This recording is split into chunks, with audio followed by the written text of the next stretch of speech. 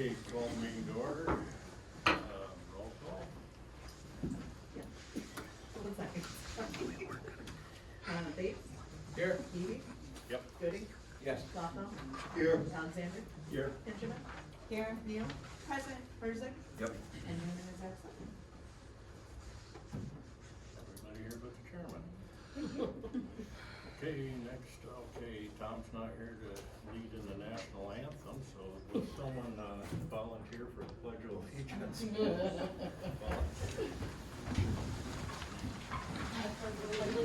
To the flag of the United States of America and to the republic for which it stands, one nation, under God, indivisible, with liberty and justice for all.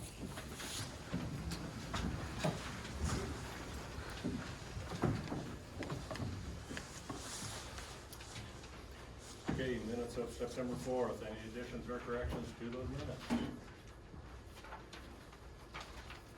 Motion to approve as printed. So moved. Second. And there's support. All in favor, aye? Aye. Opposed? None. Public hearing, status on number 1 and 2. Number one, the applicant has requested postponement one more time. I fully expect that they will be, on the next agenda. I fully expected them to be on this agenda that, fell through at the last minute at Beartooth Township, and so they asked it to be postponed. But you do have the most recent site plan that was submitted in your packet for this month, and, we'll go through it completely at the next meeting. And then the next one, again, the applicant has requested postponement at the township. There was a recommendation to deny, and so this applicant has requested postponement. And just today, I received another request to postpone until the January meeting, so this will likely not be on the next agenda either. So our first case today is PSUP 25007, James Gudekunst, special use permit and site plan review for outdoor recreation facilities. There are options too to review this as recreation areas, private, nonprofit, accessory use as on a commercial farm, but I felt that the most appropriate use group in our zoning ordinance was outdoor recreation facilities, and that's how the applicant applied. This is at 1833 Mill Lane in section 23 of Center Township. This is a map showing the location of the parcels. So Mr. Gudekunst owns 5 parcels on Mill Lane, just off of Pleasant View Road. It is on the west side of Pleasant View Road and on the south side of East Van Road, as shown here. The applicant proposes to continue to operate a drive-through and walk-through outdoor recreation facility on his properties located in Center Township. The total of the 5 parcels is about 17 acres in area, and the properties are all zoned FF2 Farm and Forest. So this is the aerial map, and you can see there is an access drive that comes in off of North Pleasant View Road. That is a single parcel there, and then Mr. Gudekunst owns the next parcel, 200-025, that's currently vacant and proposes to have parking there, and then people would drive through. There is an accessory building and a house on this property, and then they would continue to drive through and exit this 200-024 on East Van Road.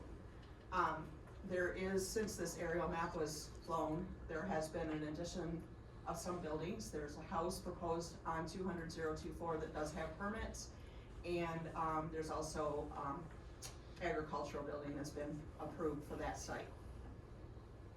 So here's another aerial, a little bit closer. There's an accessory building here that on the south side that meets the 20-foot setback requirement. So uses defined. Outdoor recreation facilities are defined in the zoning ordinance and are allowed as a special land use in the zoning ordinance. Also defined are recreation areas, private nonprofit, that are defined and are permitted as a special land use with supplemental regulations. And then the applicant indicated the use as a special land use. Impact statement lists the use as outdoor recreation. Property has been approved for those 2 dwellings, as I mentioned, and 2 residential accessory buildings and 1 farm use building. The holiday lights displayed on the property are exempt from zoning standards, so that is not what we're reviewing today at all. We're reviewing just the use of the property with inviting people to come onto the property, drive through, park and walk through. Those are things that make this a land use that needs to have zoning approval. Center Township has recommended approval as long as it is in full compliance with Emmet County Planning and Zoning. That was their stipulation. And then, I listed out the potential use categories. Again, outdoor recreation facility is defined in the zoning ordinance and allowed as a special land use without any additional supplemental regulations other than the special land use regulations. So the plot plan was, provided showing the access points, showing where people would drive through or walk through and then exit. Shows the different land uses on the property. This is where parking would be, is on that vacant parcel of land. And there's a small area here that's used for greeting people as they come through. And then the residential uses on the property as well. All structures are existing, all structures meet the setback standards of the zoning district. And here we have some pictures. So this is the drive coming into the property. You can see that there's a fence adjacent to the neighboring property. This did come to our attention as a complaint from the township. And then this is Van Road exit.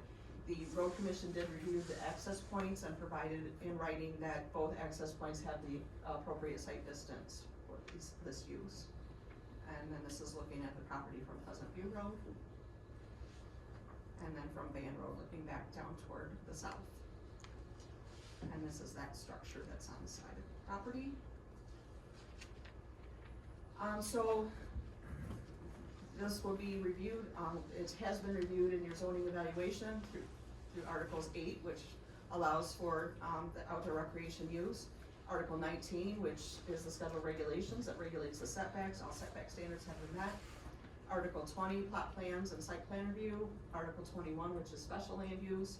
Article 22, general provisions, which is outdoor lighting, outdoor speakers, signage.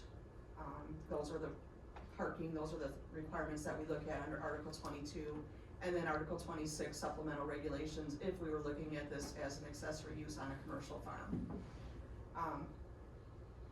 The applicant did indicate in the application that they would not have outdoor speakers, which is what prompted the complaint, I believe, in the past. So that is something that is not included as part of this application. So first, the planning commission would determine if the special land use is the one that was applied for, and then does the use create substantially negative impact on surrounding uses in the vicinity? Does the use comply with supplemental regulations, if applicable? Has allowance been made for vehicles to enter and exit the property safely?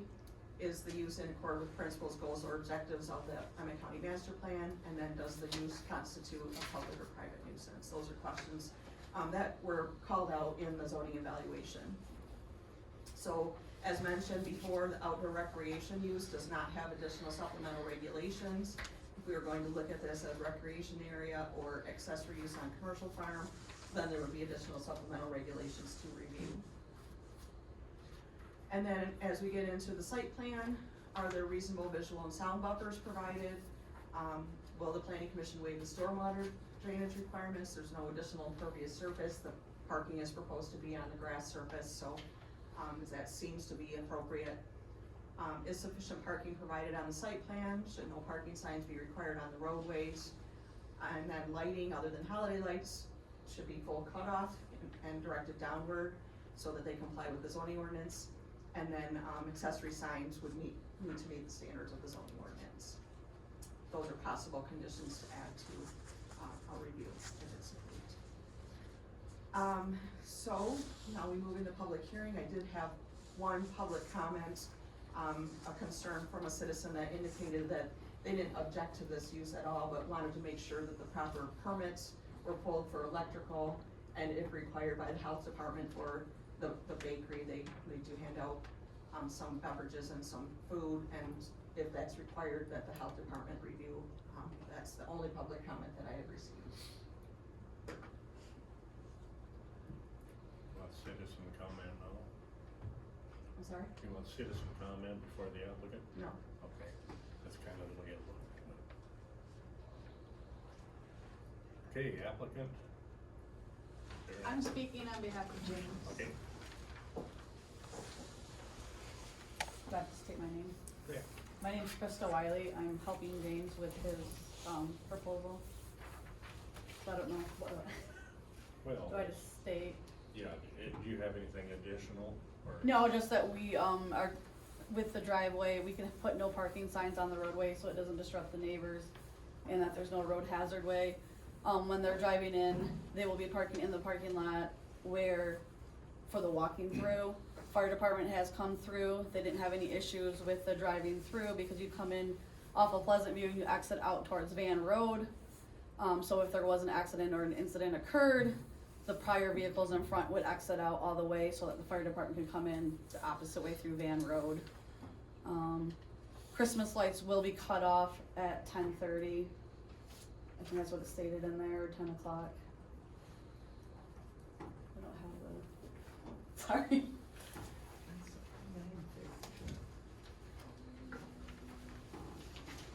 Well, you're just, We don't regulate whatever's in Christmas the lights. application. Well, we just wanted to be considerate of the neighbors because of the amount of Christmas lights, it's kinda like a bigger light. Yeah, we're not gonna give you a quiz on it, Okay. I mean, Okay. what you put in the application is what Okay. you're It's stating, actually that's right. 9:30. It's 9:30. Okay, that's fine, yeah, just to be considerate of the neighbors, I think that's it. May I ask, are those timed on timers? He would just go out and manually shut them off, Okay. cause the last drive-through, I think, is at 9 o'clock, so that gives him 30 minutes to walk through and manually unplug everything to make sure it's shut off. Other questions? Quite familiar with the drives and everything, I'm there past every day, and I don't have any problem with that, but I have a question on the fence, is that going to stay there? Because I kinda worry about cars coming off of Pleasant View Road and the lights flashing on the house right next to the drive. Oh, where they're coming in from the left. Yeah. I mean, the fence will stay there so it blocks it, so it doesn't, it's a wooden fence to block I it would- so it doesn't I shine. would prefer to see something in our regulation that says that fence that is there has to be maintained. Yes, that's fine, that could be maintained, we can put that in writing. Cause that's the only thing that I've caught is traffic coming in or gonna. Correct, yeah, we don't want it to shine Yeah, under the that lights trees and are disturb right it. into the That's neighbor's all. house. There's also trees along there that will be growing up, they're pine trees, Yeah, that'll also block some lightage. but they don't grow fast, so No, they don't. if we could get that fence to stay Yep, maintained as yep, that'll be fine. existing. Other concerns?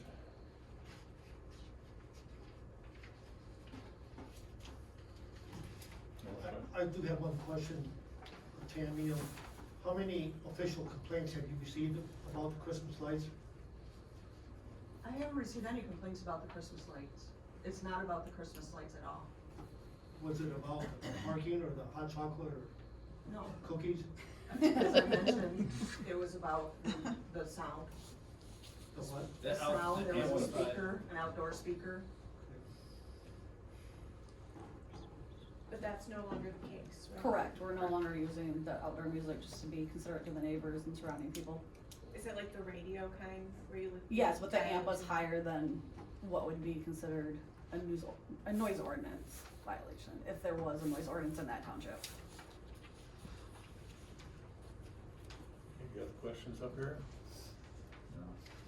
Audience comment? Township? I'm the township supervisor, I'm Bill Hutto, township supervisor for Center Township. I brought the complaint to Tammy, as one of the neighbors, complained about, excessive loud noise or, amplified music. So, as I read through the ordinance book, and as I understood it, there needed to be a application to the county for any amplified music. So, the neighbor, I recorded 80 decibels at his doorstep. So that was completely not a good thing. So I approached James, and things escalated, and we moved. I decided that I needed to bring this to Tammy's attention as a zoning violation. So there is still animosity between the neighbors, and I would really, really like to see that resolved and come to a complete end, so I don't have to be involved anymore. I've stepped in to try and help. Thank you. That's pretty much what I got. I think it's a totally great thing, as long as safety is involved, and with electrical, there's a lot of electrical lights, and it's at the time when we have rain and snow and water and people walking through. I would like to make sure that the ground fault interrupters stay intact and in use at all times and not disconnected, because I've heard in the past that just from hearsay that the GFCIs were not working, so they got disconnected and just regular electricity was run. And that is, I feel, a total safety violation. So as long as everybody's complies, I am fine with it as a township supervisor. But I don't like complaints. So thank you if you can comply and be good with everybody and good with the neighbors. Have respect for your neighbors, because your neighbors' property values are not being increased with this unless you found somebody that really likes Christmas. So that's what I have to say. Thank you. I guess I have a question. At 80 decibels, what's a UPS truck run? Or a gravel truck? I don't know. I have a meter on my phone because I'm the site representative for the Blissfest Music organization, and we have stipulations. So I have to monitor noise levels at the road, different places all the time. So that's why I have this app on my phone that I can read. 80 decibels is very loud. Yeah. 30 decibels at a property line is normally what it should be. That's what we need to comply with at our Bliss Fest property. And as you go through different things, like, so somebody has a windmill, 30 decibels at a property line is what is basic stipulation as I understand. Okay, other comments? Questions up here, discussion up here? Just a comment about that, so our zoning ordinance, there are a couple places that we have addressed noise, and one of them is accessory uses on a commercial farm. And 75 decibels at any property line between the hours of 10 a.m. and 10 p.m. is what the regulation is on that use, but this isn't that same thing, but just to give you an idea. So, I understand that, but that decimal, if it was going to be really legitimate, you'd have to have an actual certified decimal meter, correct? Yeah. Mm-hmm. And mine is not a certified. But you're gonna shut it off, so. Yeah. Yeah, and it's as long as they're not doing the music, we're fine with that. It's I believe that's a whole other application. Okay, any discussion up here? One more question, I don't know if it's for the applicant or just Tammy, but, there's a question about the fire department review. Did I get that? Did it get lost in the paperwork? No, we didn't receive anything in writing. I had received information from Krista that, He they said he met was with the fire going chief, but to then that he attend. went on vacation out of the country. Yes. So they weren't able to get anything in writing. It was a last minute, so he did come through. I caught him like the day before he was leaving to go on vacation. He did do a drive-through, didn't have any issues, said everything was fine. So in the draft motion template, we included fire department standards to be met as a Gotcha. proposed condition. Is that a normal standard we would put on that as a fire department review? It is.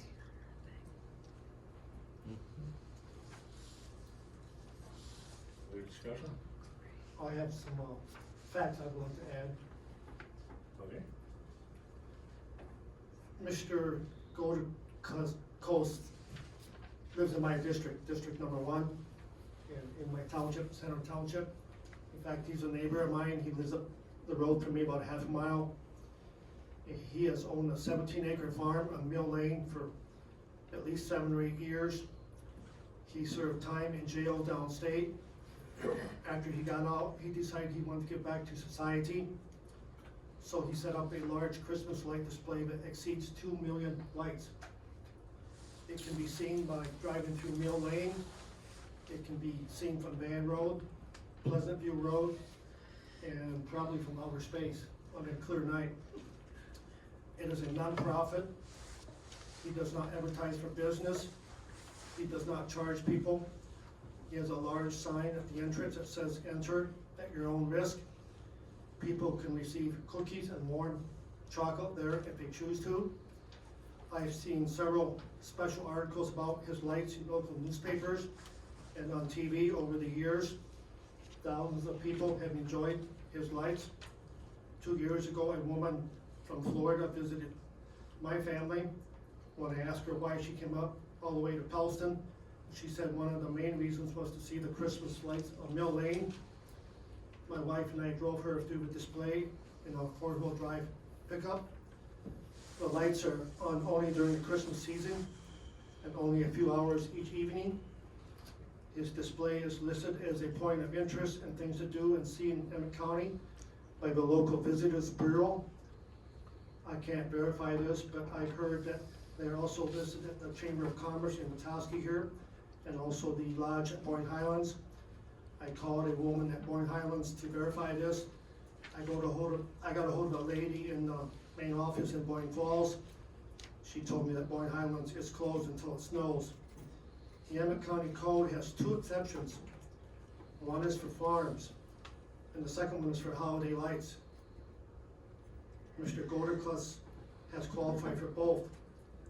I believe that he may have been misled to believe that if he did not pay $550 to apply for a special use permit, that he can't turn his Christmas lights on. That is not true. All Christmas lights are exempt from the Emmet County Code. I think his $550 should be returned, and we've all heard about the heavy hand of government, and in this case, I think it got a little too heavy. Other comments? Is there a motion? Clarification, please. What? The fee is not $550, Well, and the violation was not Christmas lights I'm not sure that was. or farming. Yeah, and I'm not sure that was in the interest of the applicant either. No, We but- ought to be looking but, at I it mean, harder. Chuck said that he Right. was going to state some facts. Yeah. That was not completely Right. factual, so I just wanted to clarify that. Other discussion on? So, I have a couple thoughts. So I went and drove through just this afternoon. I hadn't had a chance to do that yet. And I like the idea of the big Christmas light display and everything, and that sounds really nice. I was a little concerned by some of the public elements as far as the condition of the road going through. I mean, it was pretty rutted, and I bottomed out at one point. It's big mud puddles and stuff through there, which, okay, I get snow's gonna cover up that up, but the roll was still gonna be in there. The fence, when I came in, looked like it wasn't really well maintained, so I appreciate your comment a little bit ago about making sure that fence is maintained. I think that's important. Do we know, and I don't know if this is in our purview or not, if it's not, then tell me no, but do we know, I've heard a couple times referred to as nonprofit, do we know what the nonprofit is? Is it registered with the state of Michigan as a non? It's not really relevant to this case. Okay, that's okay, Yeah. all right. It would be just as well if you made a profit, like, the Yeah, economics is not part of the. No, I'm not talking about the make a profit or don't make a profit, I'm talking about the official tag from the state of Michigan as a nonprofit organization. food being discussed, bakery and stuff? Okay, well, that's, I was wondering too. The health department should review that if they can. And then I was wondering about obviously the neighbor, when you first pull in, have they made any comments one way or the other on it? And then there's a big brown house in the corner, on that main corner there, and they overlook the entire area. I was wondering if they would comment one way or the other. No, neighbors were notified within 300 feet of all of the 5 property boundaries, and we have not received any public comment other than what I mentioned, and what the township has provided. That was just my observations from this afternoon, and then things that stuck in my head. Okay, good. Comments? Motion? I'm prepared to make a motion. Go for it. Make a motion to approve case PSUP 25-007 James Gutekunst to operate an outdoor recreation facility at 1833 Mill Lane and 4 other parcels, all within section 23 of Center Township, being tax parcels 24040923200020, 022, 023, 024, and 025, as shown on the plot plan and as identified within the application packet dated received October 1, 2025. Because the standards articles 8, 19, 20, 21, 22, and section 26.19, 22 have been met based on the following findings. And that the approval is conditioned on the Center Township recommended approval, conditional approval pending Emmet County approval. The road commission has approved access points on Van Road and Pleasant View Road. The applicant has agreed to no outdoor speakers or amplified music on premises. I'd waive the stormwater drainage plan requirements due to no increase in permeable surfaces. Applicant has stated to cut off the lights at 9:30 p.m. each night. Applicant agreed to maintain the existing fence along the driveway coming from Pleasant View. And on condition that all electrical installations are compliant with code, all exterior lighting to meet the standards of section 22.06, all signs to be reviewed administratively and to meet the standards of section 22.07, no parking to be permitted along the sides of the public roads or the entrance or exit driveways, and all standards of the fire department to be met. Your complete motion? Is there support? Support. There's support, discussion on the motion. I do just have one question, sorry, I didn't hear it quite well enough, which option did you pick? Outdoor recreation facility. Thank you. Discussion? Yes, Chairman, I have 2 things to say. It sounds like you're gearing up to make him, apply for the electrical permit and all these ground fault interrupters, I am not, but isn't that included in your motion? Oh, just that Let them the meet electrical code. stations meet code. I'm not saying what happens after that.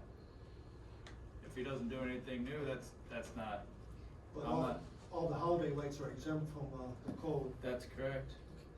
And then the second point I wanna make is, the no parking signs, seems to me that would be, up to the county to put those up if they thought it was a good idea, and they've already signed off on the project as is. Can I make Again, a I comment? referenced that I did not require any no parking signs. I acknowledged that the road commission has approved both access points on Pleasant View and Van Road, and that no parking is to be permitted along the sides of the public roads. Can I make a comment? Okay. Motion and support. Call the roll. Rustic,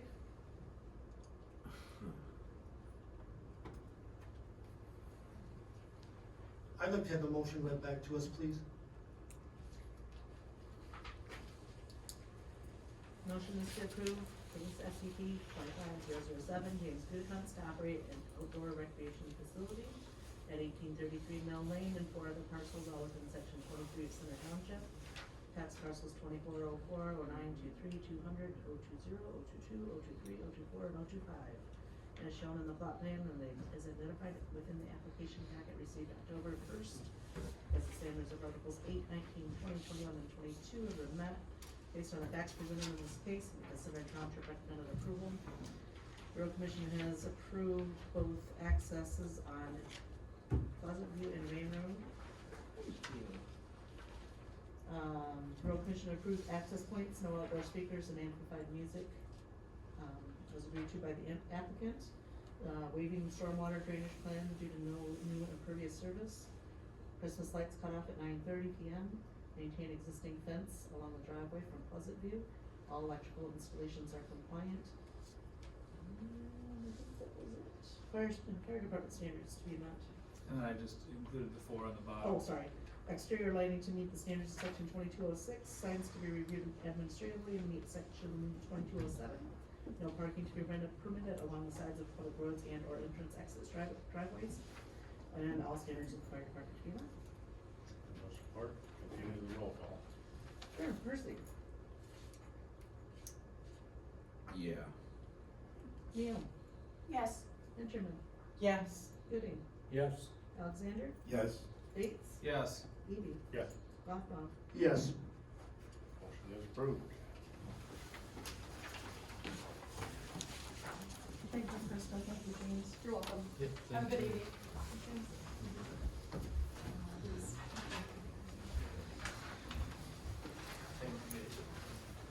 Thanks, guys.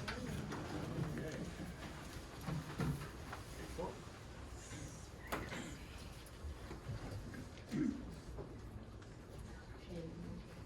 Ready, Mr. Chairman, to move on? Yeah, take forward. All right. Okay, next is PSUP 25008, I'm sorry, I always want to call you Byron, I'm very sorry, Brian and Holly Willcome. This is for a special use permit and site plan review for contractors' use at 5722 Rustic Road, and that's section 36, Bear Creek Township. And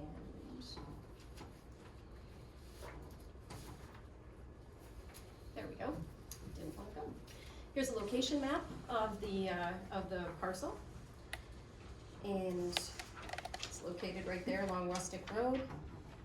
I'm gonna zoom in a little bit more. This is, as Tammy noted earlier, this was flown in 2022, so you can't see what's happening on the property now.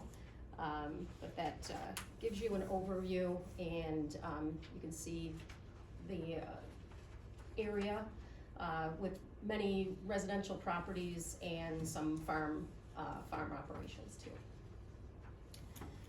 So just going through some of the facts of this case, the subject parcel is 10 acres by definition, and I just want to clarify that is by definition, and the ordinance standards for a contractor's use specifically state in the ordinance that the minimum size is by definition. Not all areas of the ordinance necessarily state that, but this was very specific. So if you look on the GIS information, it is under 10 acres, and that does take out the road right-of-way in that calculation. But by definition, it is 10 acres.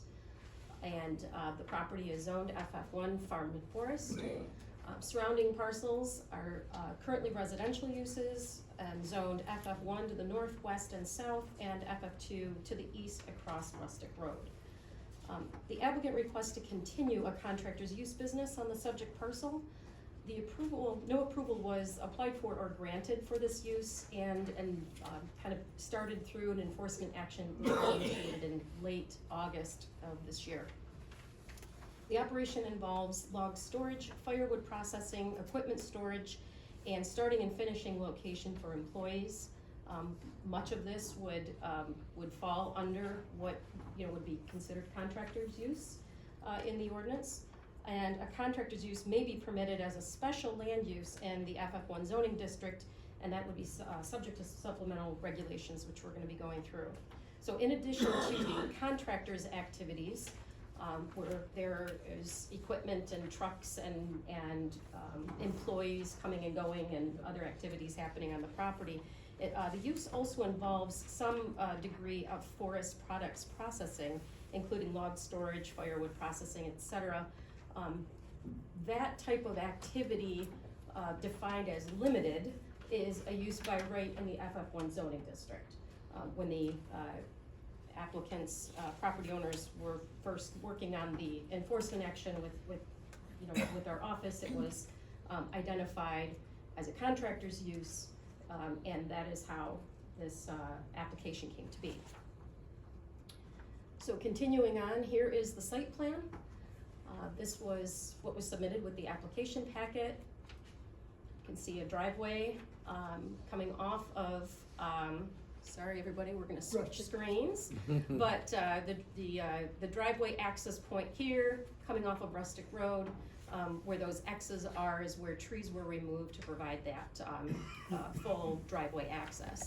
And a kind of a circle drive situation with some truck parking along the northeast and employee parking here, log storage piles area towards the north. The white rectangle is the location of a proposed pole barn building. It is not there currently, but there are other what do you call them? Just storage containers along here, as well as the location of the firewood processing equipment along the east there. Have some photos. These photos were taken at the end of August, again, when it first was brought to our attention that this activity was going on, and the enforcement action started. So you can see the driveway is here, and some amount of equipment storage and so on. This photo also shows the shipping container storage. We have some additional photos. These were just taken recently on November 3rd. You can see there's additional activities, more storage, log storage, and so on. So it has expanded the activities on this property quite a bit since August.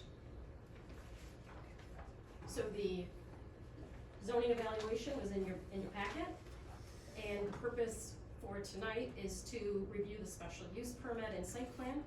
Bear Creek Township has already done that, and they have recommended denial. That was their planning commission meeting on October 29th, and their township board meeting on the 5th of November, just yesterday. So we received the draft minutes of the planning commission meeting, and that was provided to the members of this body.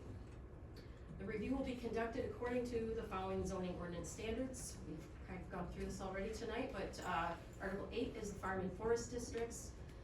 Article 19, the schedule of regulations, which again give us our setbacks and general standards there. Article 20 for plot plans and site plan review. 21 is again a special land use. Article 22 with the general provisions, looking at things like access driveways, parking, lighting, etc. And then Article 26, we do have supplemental regulations that apply in section 26.24 for contractors' use. So the zoning evaluation looked at all of those items, and this is a breakdown at the end, as you know, in your evaluations. We summarize all of the items that were identified for further review by the Planning Commission. And these are broken out by special land use, supplemental regulations, and site plan review. Under the special land use, the Planning Commission is going to need to determine, does the proposed special use involve uses, activities, processes, materials, or equipment that will create a substantially negative impact on the surrounding uses in the vicinity? Does the proposed special land use comply with the applicable standards of Article 26, again, the contractor's use? Will the use constitute a public or private nuisance or be detrimental to the use or development of adjacent properties? Moving on specifically to those supplemental regulations for contractors' use, these items were identified for review. Is the setback distance to the log pile area and existing trees, vegetation sufficient to effectively screen that storage area from public view?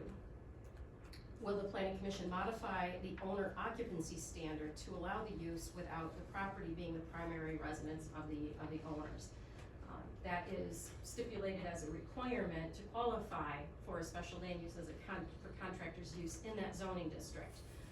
But it is also noted in this section that can be modified. It's one of the items that can be modified, along with, will the planning commission modify the building limitation standards to allow up to 2,992 square feet of ground floor area if the proposed pole barn is constructed, which is part of their application. So all of those items are for review, in addition to some site plan review elements that need to be reviewed as well. I'm gonna just list those again very, very briefly. The planning commission will wanna hear from the applicant and make a determination if it qualifies for a special land use, and then determine if these site plan review elements are acceptable as well. Under site plan review, we have questions about would walkways be needed from what is proposed as parking areas to the different buildings and work areas. Are buildings arranged in such a way to permit emergency vehicle access as required by the fire department? Are loading and unloading areas and outside storage areas which face or are visible from residential districts or public roads sufficiently screened to obscure direct view from adjacent first floor elevations? And these are standards that are part of any site plan review. Are reasonable visual and sound buffers provided, or should additional techniques such as screening, fences, walls, green belts, and landscaping be required as a condition of approval?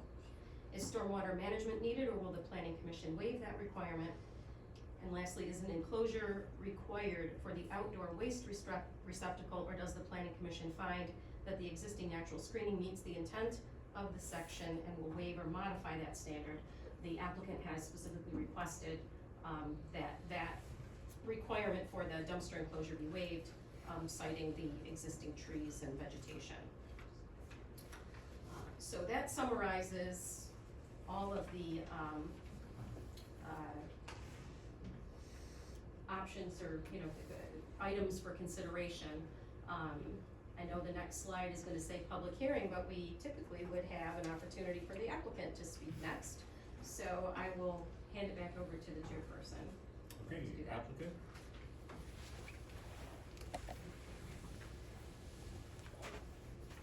Hello, I'm Holly Willcome, and this is my husband Brian. I get the job of speaking primarily here, but we are the ones who applied for this application. I know included in our packet was a letter that we had sent kind of explaining why we did begin using the property without permission from the county. I don't know if that's something I should go over again. We read that, understand, we thought that we're kind of a tricky, we're kind of in a funny spot because we do have a division of our business. We do have forestry equipment, we do have a log truck, we do have a harvester, which is currently not on the property, but we do own one. We do logging on other people's properties. We do have a forwarder. Those are currently not on the property. So that just kind of tells you how we also are doing residential tree cutting, which we've really been getting more into again since the storm that has come up. We were really kind of doing that more as a fill-in in the past, but we are doing that more. So yeah. Otherwise, I just can kind of read what I have here. We have owned and operated a reputable family business in this area for nearly 30 years. And we now have the privilege of our son Nick, who is here tonight with his wife Kara, he's a partner. Brian and him are partners now in this business. The products and services that our business offers to this community are both valuable and much needed, which I'm sure you can all see, especially in the light of this recent ice storm. There's a lot of work to be done. I am sure that the board members here are aware of the recommendations given by Fairview Township that was mentioned. We are asking this board to take a fresh look at our situation and to approve our application for the use of this property. And we'd just like to take a minute to discuss the reasons that the township had mentioned for their, decision. The number one reason, or the first reason they said was the amount of trucks coming and going from the property. We'd just like you guys to understand that there are no more than 10 works trucks per day entering and leaving this property. That's a high estimate of the number that's going out and coming in on a daily basis. That seems like a very insignificant amount in light of the amount of traffic that's already on this road daily. We have been given the necessary approval by the Emmet County Road Commission for the access driveway, and we know we have to put the curb in and that kind of thing.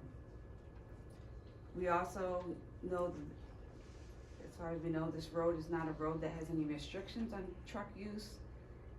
And in fact, a gravel pit entrance is located approximately a quarter mile from our property driveway entrance. Gravel train trucks, dump trucks come and go from that site throughout the day currently. So this concern that has been shared by neighbors of changing the atmosphere of the neighborhood so their kids can't ride the bikes and that kind of thing has been brought up, or the golf cart on that road. That seems to not really ring true to us personally because there already are, that's been the situation there already. Number two reason stated by the township was that there is no residence on the property, which obviously we totally agree with. We understand that this is a supplemental regulation for a special use permit. And we also understand that modifications can be approved or may be approved and have done so in the past for a very similar business to ours with Furman Tree Service and Landscaping. Not having a home on the property was approved. Another one was Hoffman's, I'm not sure exactly what term it is, but Hoffman's Landscaping there at the top of, we call it Flynn's Hill, on East Mitchell. They haven't lived on the property, and they were approved. So those are a couple of examples of other situations where the people have not lived on the property. It also says for the modification that if the intent of Article 8 is kept and the surrounding properties are protected from nuisances, that is how it would be modified.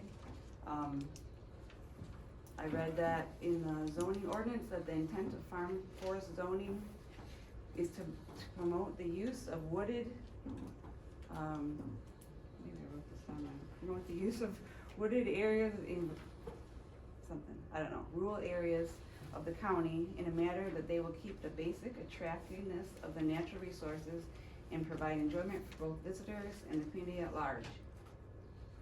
The intent of the Farm Forest District is to hold the rural county areas for agriculture and forestry purposes to allow some multiple uses as a marginal farm forest lands. To us, this definition seems to fit what we are doing well, and we are unsure why our business would be denied to operate in this district. The other part of this was that the surrounding properties be protected from nuisances. The legal definition that I found of a nuisance is an act or condition that interferes with another person's use of their property. We do not believe that the neighbors have a valid argument to show that our business is interfering with their use of their property. We are wondering, and would love to have someone be able to answer for us, explain how you determine if a concern voiced by neighbors is legitimate or truthful. I mean, what is the standard that is used to decide if we are truly causing a nuisance to the neighborhood? Many of the comments over the last few meetings and things that have been sent in by neighbors can be proved to not be true. And so we hope that that is taken into account, and some of the comments are just not pertinent at all to the situation. One example of a comment made is saying that a convoy of log trucks is coming down the road from our property. We only own one log truck, and as far as we know, one log truck doesn't constitute a convoy. We don't have a convoy. Another statement was made that shooting noises are coming from our property. We've never shot a gun on the property. If there's shooting noises coming from our property, then someone else is trespassing on our property and shooting guns because we've never bought a gun to shoot. There's other comments about, from the Still family about members not being allowed to buy this property, before we bought it or not offered or something. That's not pertinent to our situation as far as we can tell. There's other letters and concerns that were shared by neighbors who live a half mile away or farther. It doesn't seem to apply in terms of being a nuisance to them. The one neighbor who is really adamantly opposed to this use is actually very physically shielded from view of any of the property. Any place I could go and stand on the property, I could see a very small sliver of their roof, and that is all. There's trees totally blocking. They're more than 600, I measured on the maps, more than 650 feet away from any piece of equipment on a property that's being operated. Furthermore, we believe that, there were some pertinent and true statements that were brought up, concerns. Yes, we are adding some noise and some, there's, obviously we physically put the stuff on the property, in terms of if someone might be able to see it from their house. Any of those situations we're more than happy to try to remedy. We believe that there could be conditions added to this that we could take care of those. If we need to put up a berm or something like that, we're willing to do that. We did choose, we just want to point out too, we didn't choose to put any of our equipment or our setup close to any of the property lines. We really put them as far away as we could without cutting more trees. So we already kind of took that step. We have given permission for board members. I'm not sure how many of you actually came to the property, but we did give the permission for people to come up and see the location, see the setup. And that hopefully you could see that we took care to place the equipment as far from the neighbors as possible, to accommodate the noise and the view. And we're definitely willing to work with restrictions about that, or if there's any things we need to do to remedy the view part. That's something we can add. We felt that the trees that were present really were already shielding, but if we need to add more, we're fine with that. Just one more comment is the only piece of equipment that is in use primarily throughout the day on the property is a firewood processor. A firewood processor, I don't know if you've heard one run there, it's about, I looked it up, it's about 2/3 of the decibel of an actual chainsaw. So if you think about what a chainsaw sounds like at 650 feet away or whatever, then do 2/3 of that. We didn't measure decibels at the property lines. I didn't even know how to do that, but it's a pretty long ways away to really have a noise issue. It's not really a very loud piece of equipment. So we would just like to ask you guys to truly consider, is what we're doing there really truly a nuisance to the neighbors when we're this far away? When our location, there was one neighbor that was about the trucks coming in and out of the driveway. I already explained it's like 10 a day. That's probably less than 5 minutes out of your 24 hours of a vehicle coming and going. So we just ask that you seriously consider, the points that we've raised and the points about the validity of these concerns that have been raised by neighbors. And just some of them seem like they've been blown out of proportion, and we just don't really think that there's any insurmountable issues that we couldn't work out and make this property work for us. So that's what we have to say. We're open to any questions or whatever we do from here. Questions for applicant or staff? One question I have, this morning, maybe like 7:30, was that the firewood processor running? There was one gentleman feeding logs, and was going with a conveyor into a truck. Yep. Okay. And then if you were to build the pole barn as proposed, would that process move inside? Or would it still be outside? It's a potential that we could put it inside, yes. Okay. Is the intent of that barn to move processing or anything like that inside, or would that be more for equipment storage and things of that nature? Part of it would be used for equipment storage, and the other part would be moving the processor inside. Okay. there was no sanitary facility when I was there this morning, no porta potty or the like. Is that something that's traditionally there or would be there if this use continued? How do people relieve themselves? We would bring one in if the use continues, bring it enough porta john. Okay. And then, just so I understand, on the contractor's use, it does have a residency requirement. You have no intention of putting a residence on the property now or in the future?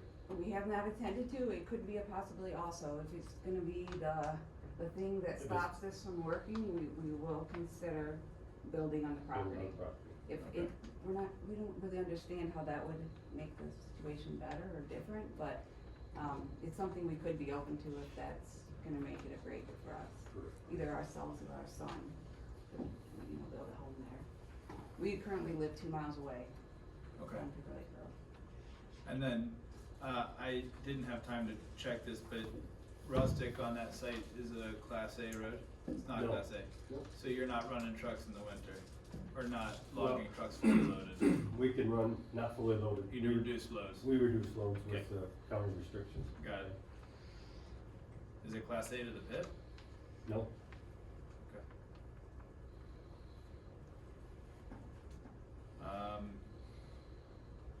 So those are the only questions I have at this time for the applicant. I have one. When you say like 10 trucks a day, what, you're not talking about 10 logging, what are you No. talking about? 10 vehicles. we're 10 vehicles. We're talking about. 4 come in, That's what I thought, but I just want to clarify. Yeah. the guys come in, and then we leave with 3. Sometimes some of them never even leave. Sometimes some don't come back at night, whatever. But say 4 leave in the morning, and then 4 coming back at night. And then the other one is the gentleman that does the firewood processing, which comes in and out like 2 to 3 times a day. To the smaller dump truck. What's the smaller, which you saw? Yeah, He was, uh-huh. that's what comes in and out 2 to 3 times a day.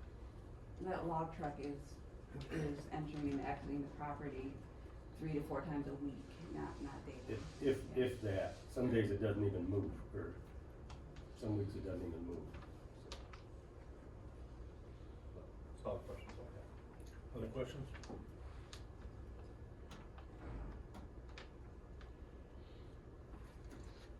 Questions for staff or applicant? Okay, we'll do some public comment. Thank you.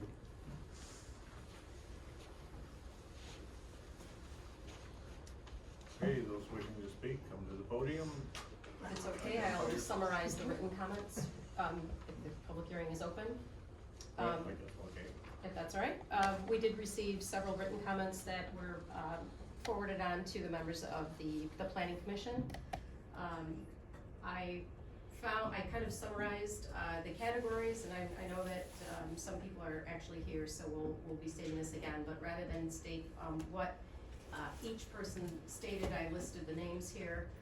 Overall, there was concerns with peace and quiet of the neighborhood, noise, privacy, dust and debris, pollution, traffic, road damage from heavy equipment, size of property meeting standards, business started without permits, impact on property values, big truck traffic, discrepancy of hours of operation, possible additional business use, no bathroom facilities, dumpster screening and other eyesores, fire department access, deceleration lane and driveway permitting. And we received written comments in advance of the meeting from Maria and Adam Yeager at 5720 Rustic, Adam and Matthew Dow at 5620 Rustic, Judy Amaker at 5733 Rustic, Matthew Breed at 5450 Rustic, Robert and Deborah Still at 5990 Rustic, and Vicki Vance at 981 Velmer Road. That's a full list of the written comments. Okay. Those wishing to speak, come forward to the podium. Good evening. Limit your comments to 3 Yep. minutes. Well, I'm gonna be extremely brief because you guys have most of it already in writing. Okay. My name's Matthew Dow. I live at 5620 Rustic Road, right on the corner of the property, or this section, if you will. Just a couple things. I have everything that was listed in brief here in writing, but just a couple extra things. One, it really baffles me, this 10 acres by definition, because when you do the math, even when you include the county right of way, the total property is only 9.84 acres. So I mean, math is math. I don't know who makes up the definitions or who decides, but excuse me, that's one concern. My other concern is with the housing requirement or residency on the property. It makes a big difference. This was a community of homes, not businesses. Yes, we have Flynn's, they've been there forever, they're grandfathered in. And they really don't run during the winter either. But it makes a difference when you live somewhere versus where you work somewhere. I go to work down in East Jordan and I don't treat that shop the way I treat my own home. That's why the residency requirement is pretty important to me. The other thing is the hours of operation and my property being shielded. I believe the application stated hours of operation were between 7 a.m. and 5:30 p.m. I arrived home after work tonight, 10 to 6, got out of my truck. I hear the log truck in the backyard. I walk into the backyard. Lights are, I can see the lights. Not that they were a nuisance. I wasn't hanging out in my backyard at the time. But the hours of operation are a concern of mine as well. And all my other concerns were already listed. So thank you for your time. Someone else? Hi, I'm Deborah Still. This is my husband, Robert. And first of all, I'd like to, about the comment that was made about the property being sold and other people wanted to buy it. It was part of the Still family forever, for years. And that was the last parcel that was left. That was our sister-in-law's, and she had the right to sell it to whomever she wanted to sell it. We were just blindsided. And when the Willcomes bought this property, I was just, it had nothing to do with our family or who wanted to buy it. Let me just put it that way, okay? So that comment wasn't, I don't know. It didn't matter one way or the other. So I would just like to know and to ask, why having a business for around 30 years on your own residential property, would you then purchase property on Rustic Road without checking first with the township, county, and zoning offices? You just put 2 driveways in, or 2 culverts, because we have artesian wells over there. That's our water source. Always has been. There was 2 culverts, one by the road, and then one where they cut the trees. They put that in. And then little by little, we had a conversation, and I was happy that it was him that bought the property at first. I went, oh, okay. I thought they were gonna build on it, nice. He said he was just gonna store some of his trucks there. That was it. That's what I heard from him. Okay? Oh, sorry, I'm just. So after that, things just started coming in. If you look at that one picture where the road is, that's right up against our property line. We're right there. We seen it all summer. We seen gas trucks coming. They have also gas tanks on the property with nothing on the bottom, nothing. And that's, I don't know what kind of gas it is. He said there was 3 different kinds. No, across the board. Oh, I'm sorry. They said 3 different kinds? I don't know. In the last 2 meetings that we had to go to. There is no padding underneath it. There is nothing. So that's just going into the soil. Okay? That's just one big concern. So after all the storage containers, trucks, gas tanks, tons of lumber,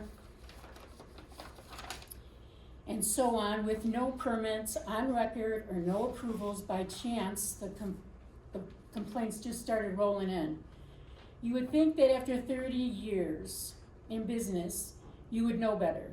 Me and my husband and all the surrounding neighbors object to having this business of the Willcomes in our backyards. It's young families raising their kids, and some of us have been there for around 25 years or way longer than that. So I don't understand. Pardon me? Start wrapping up your comments. I will, sir. I will cut you off. Cut me off, I don't care. That would be heard. And all the family-owned businesses and wanting them to thrive in this area, I'm all for it. I'm all for it. But there's no reason why we couldn't have been informed that that's what he intended on doing. Just talk to the neighbors there. Okay, ma'am, that's enough. Ma'am, that's enough, okay? I didn't say anything, sir. You're over 3 minutes. Now How stop. long did she? Hey! Don't even. Do we need law enforcement? This meeting will be orderly. You understand? Serious. Okay, anyone else? You're serious. Yeah, there's a couple that still wanna talk.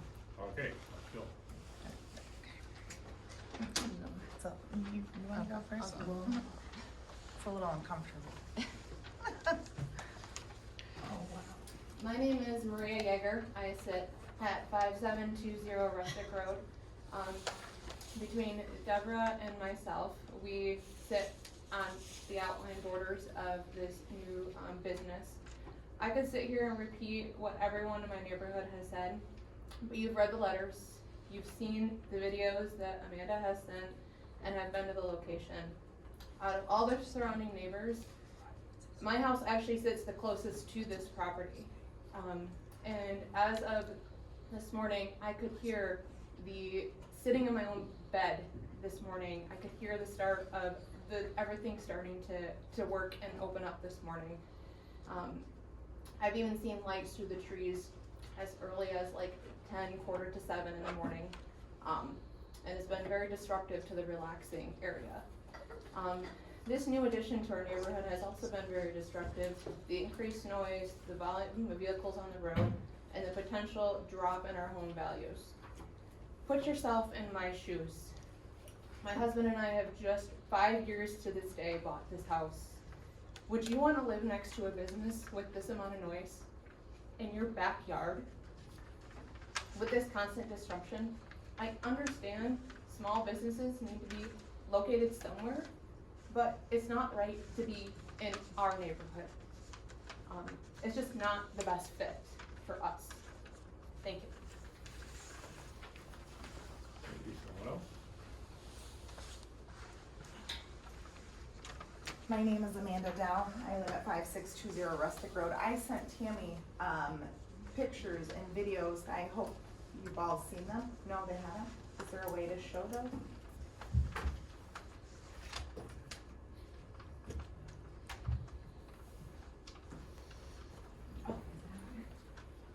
Go ahead with your comments. Okay. The proposed special land use and industrial, the proposed special land use is industrial in nature. Heavy equipment, truck traffic, we all went through the logging. The pictures and things that you are going to see, it's in our front yards, it's in our backyards, it's absolutely ridiculous. We're a residential neighborhood. We're not miles apart here. We are not miles, it's literally feet. I am within 300 feet, I got the notice. If we're taking in the roadway consideration, why did the other people, if you do the 300-ish feet, why didn't they get those notices? So more of the residential area could have been informed like we were. That's my driveway. I live on a corner on Rustic Road. My dog's getting upset late at night. This is almost 6 o'clock. Almost 6 o'clock at night. There's a Willcome truck.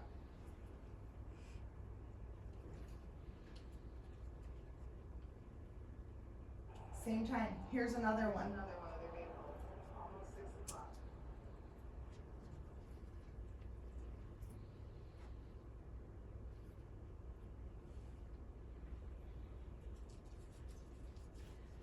This is a logging truck going by my house first thing in the morning at 9 o'clock in the morning.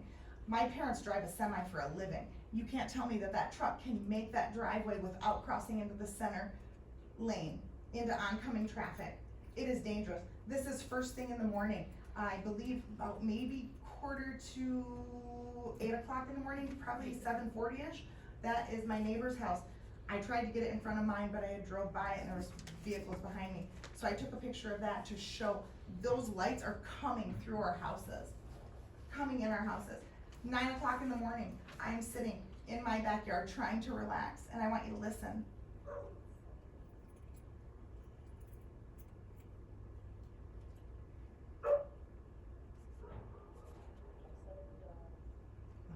good as it is on my phone.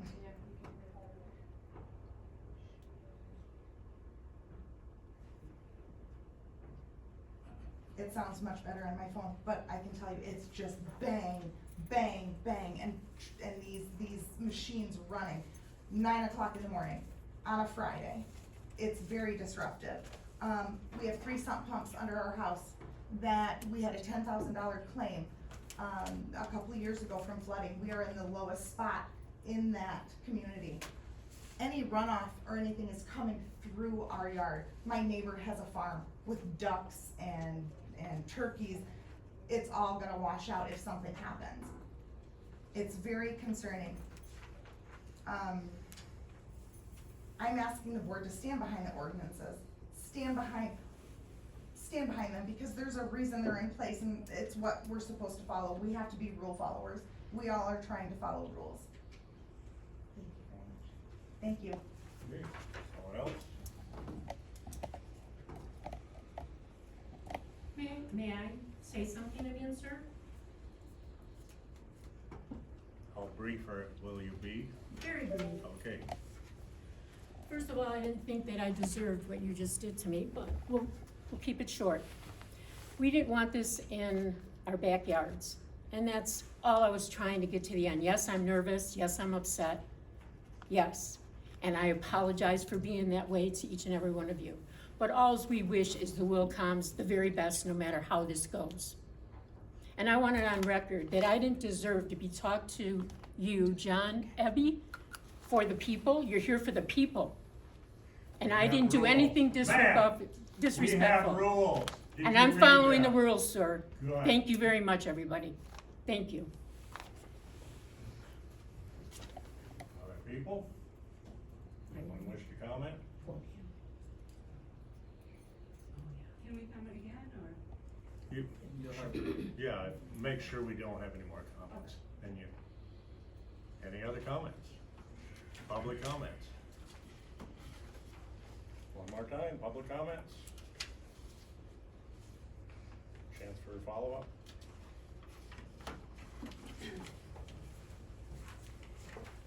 I just, specifically, we hadn't seen the videos or the pictures before. I just specifically want to say it doesn't look like anything unusual that happens on a road to me. It wasn't in the middle of the night, it wasn't any kind of crazy hours that she showed those.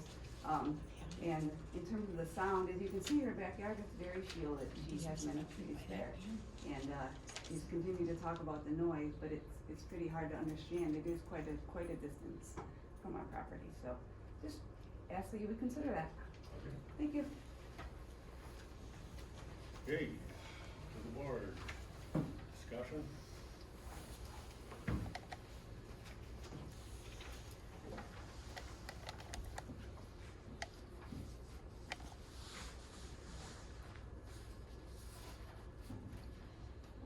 Speak first.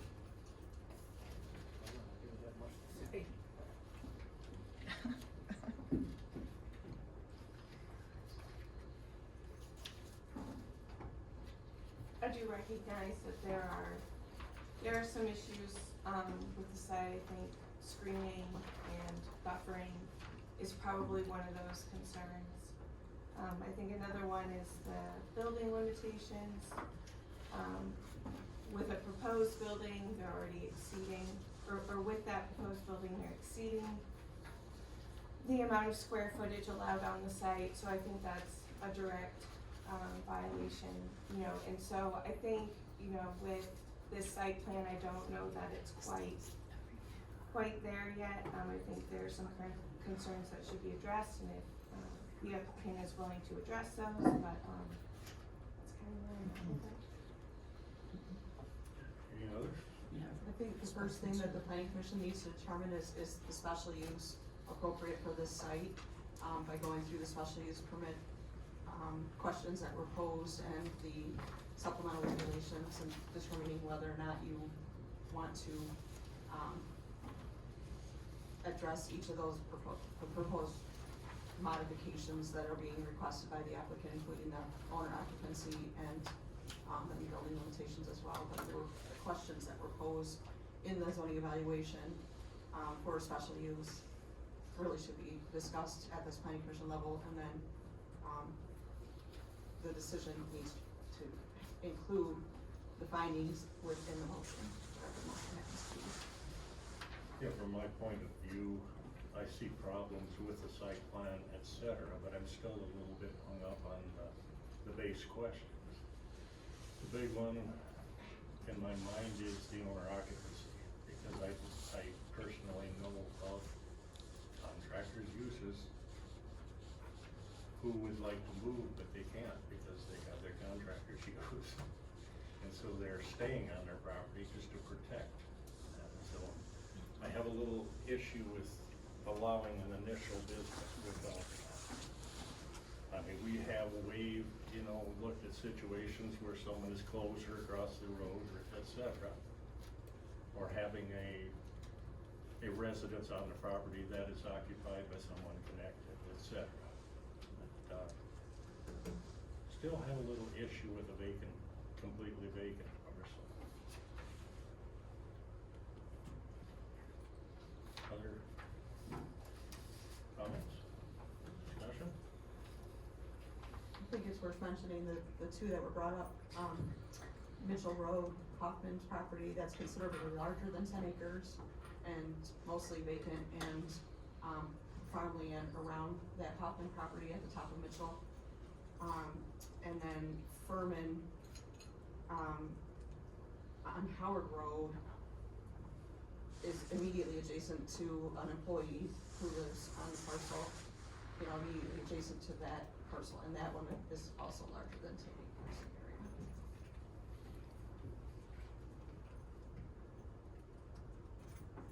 The one I was thinking of was Dross Landscape on Cedar Valley Road. That property's a little bit larger too, but,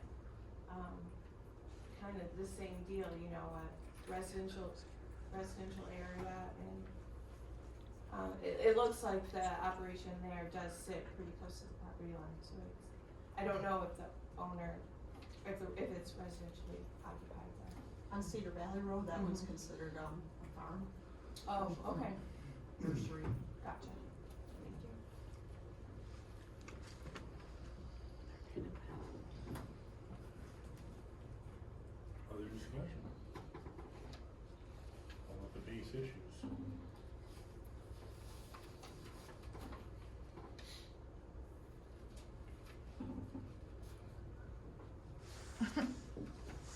Indeed.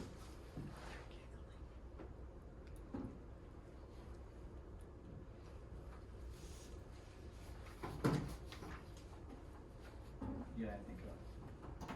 Pardon? You got anything? Whether it's on the line, those exemptions that you were talking about with Hoffman and that, were those done, I'm sorry, were those done prior to them doing business, or were those done afterwards? After they had already started operations? Just to my knowledge, I couldn't say 100%. Oh, okay. And that's where, we do make exempt, and I think we really try to work with people. We really, really do. But I personally have a problem when someone starts up operations, and then we try to make exemptions to bring them within. Because we have, as we know, we have a real problem with people doing things and then coming in after the fact. But we also have had a great deal of good folks coming in, dotting the i's and crossing the t's to make sure. And for those folks, I mean, we go the extra, we find ways of making them work. That's where I'm at. Well, to that point, I would say that, I haven't known all of you for a whole long time, but I get the opinion that we value the fact that we wanna be able to do what we want on our own property. However, we all have to take in consideration what's it doing to the neighborhood. I do have a question, how much, I'm trying to play both sides of this. You do have a gravel pit, we do have the trucks from the gravel pit, is this more traffic and obstruction, or of a nuisance than that? Can I answer? I live right across the road. I'm good, I'm not, I'm looking at you, but I'm actually talking about that consider, so I apologize for that. But that's what's going through my mind a little bit, but we do have an issue. We're being asked to give permission to violate the zoning ordinance, and when we do that, we have to look at what's the best benefit for the community to do that.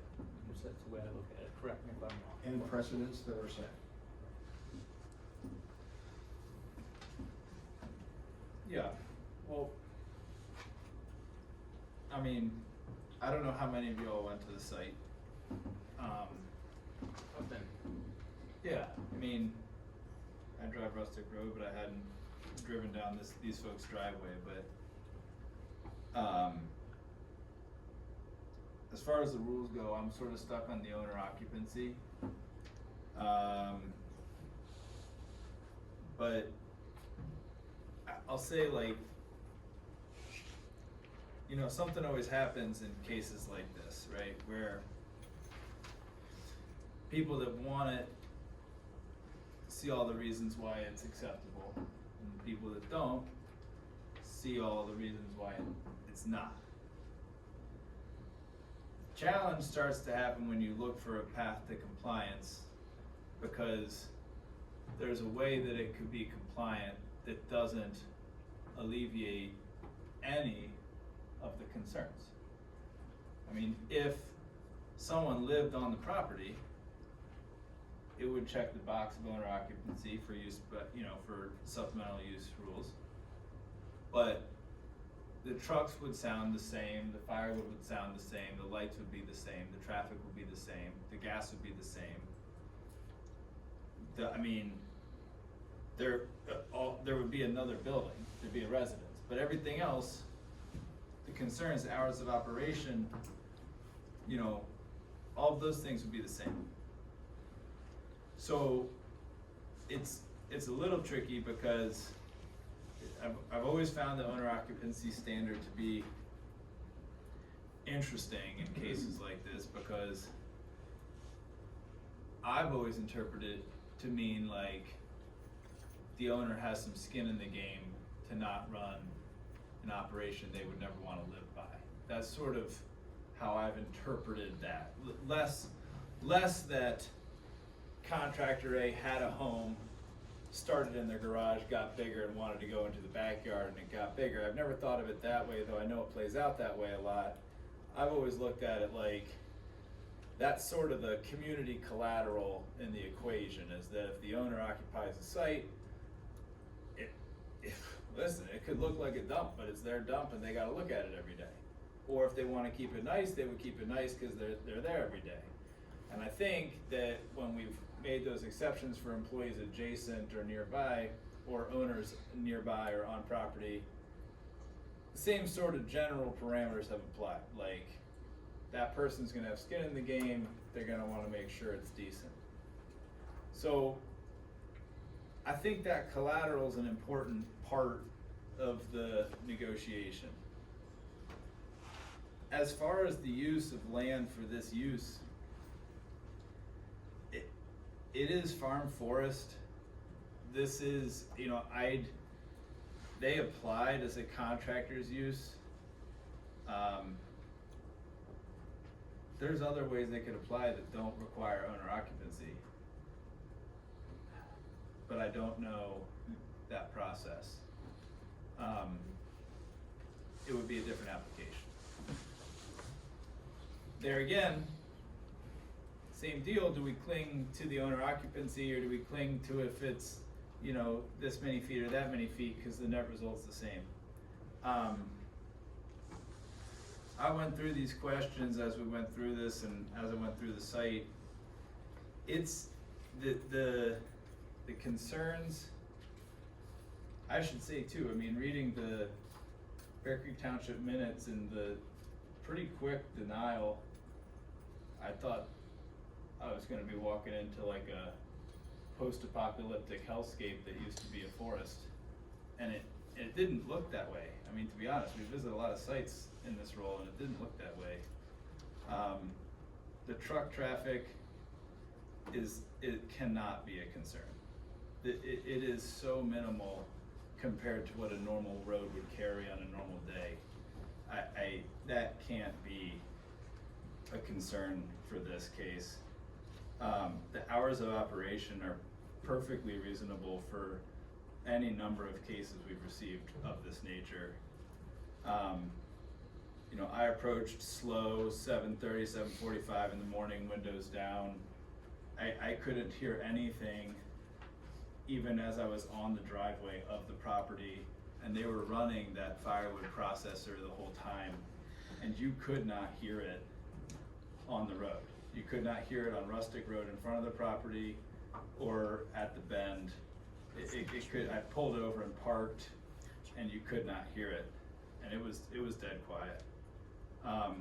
The gas tanks, I'm not Eagle. That's not our purview. You know, I've been on a lot of farms. From what I've seen, I don't think they were fully compliant with what Eagle required, but I can say that they were all on impermeable surfaces. They were not on the ground. There was concrete underneath all the tanks, all storage, which is better than a lot. And I also think that if there's a path to getting this stuff, the noise part, into a building, that changes it a lot too. So I'm not inclined to waive the owner occupancy on this site for this case personally, but I'm supportive of property owners' rights and their ability to operate the business they want in this area. And I think that this kind of operation on this parcel in this place is a pretty appropriate spot for this, frankly. And again, I still go back to, with or without the owner occupancy, there's probably a path forward for this exact use on this site, even if it's not the contractor's use. So I just think that's gotta be in the mind. I mean, to consider whether it's worth building a residence to comply or pursuing a different avenue.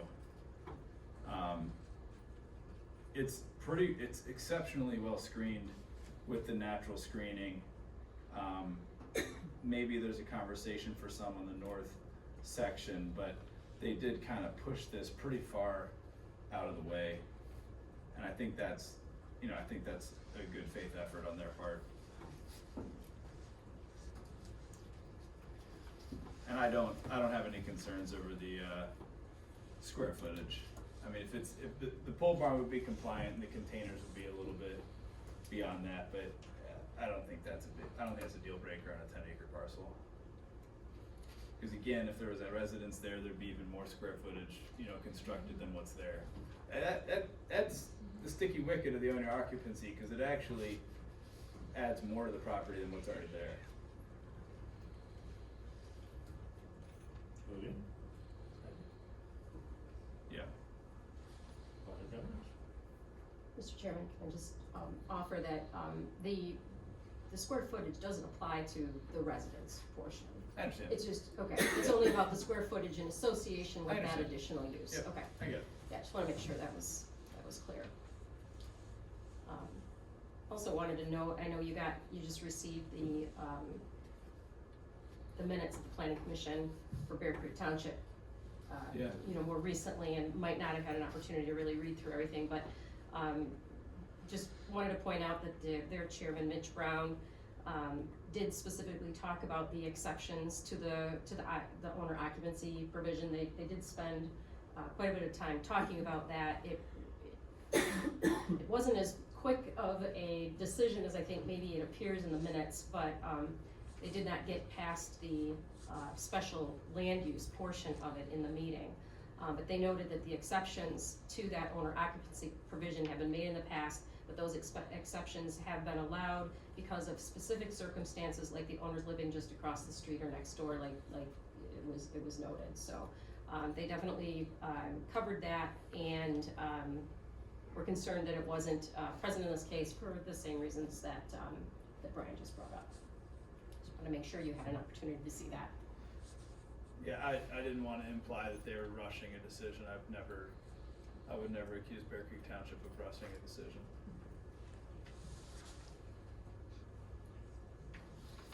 More opportunity? What do you think, Chuck? I agree with everything you said. I don't, the number one reason that Bear Creek Township denied it, the amount of trucks coming and going, I think the owners told us early on that there's less than 10 trucks a day. I don't think that's a valid reason. In my opinion, if I'd been on Bear Creek Township, I would have voted to approve it, and I would like to do that tonight. Okay, others?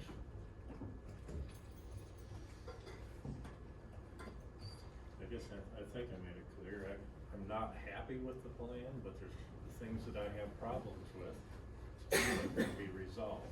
The big sticker is the owner occupancy because of what we've held other applicants to do, so.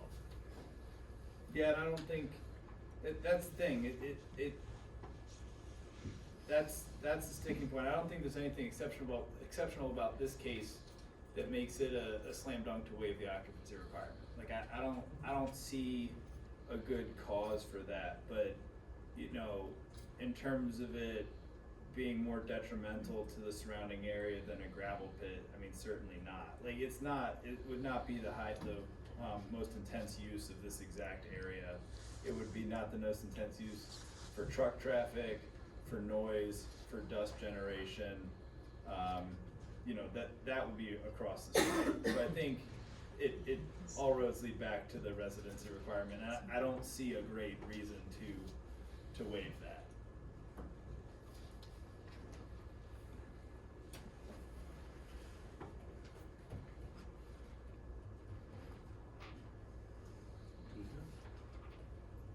No comments. I would like to add that I live just a half a mile south of Sperling Construction, excavating. They have 10 trucks go by before 7:30 in the morning. But we never approved them.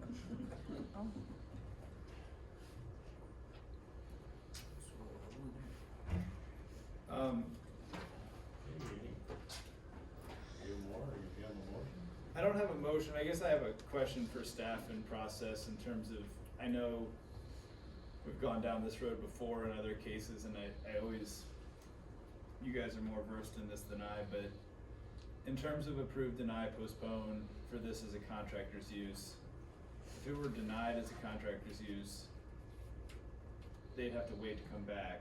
They don't have to wait. Okay.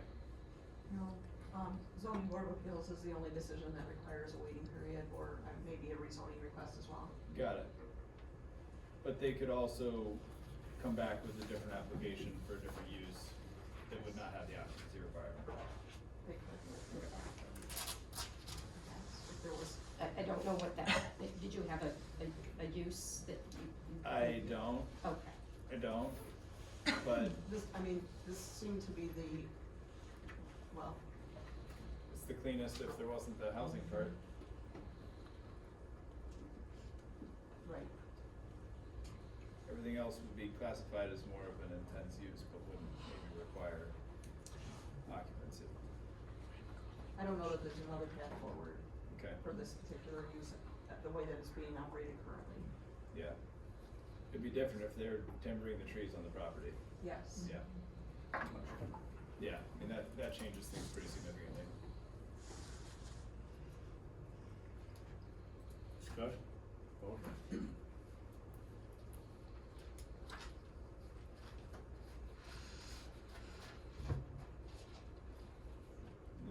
Sounds like the tripping point is occupancy requirement. Yeah. Well, that's the initial. You have to get over that and then you can deal with the rest. I understand that, but it's non-starter without the occupancy requirement falling under.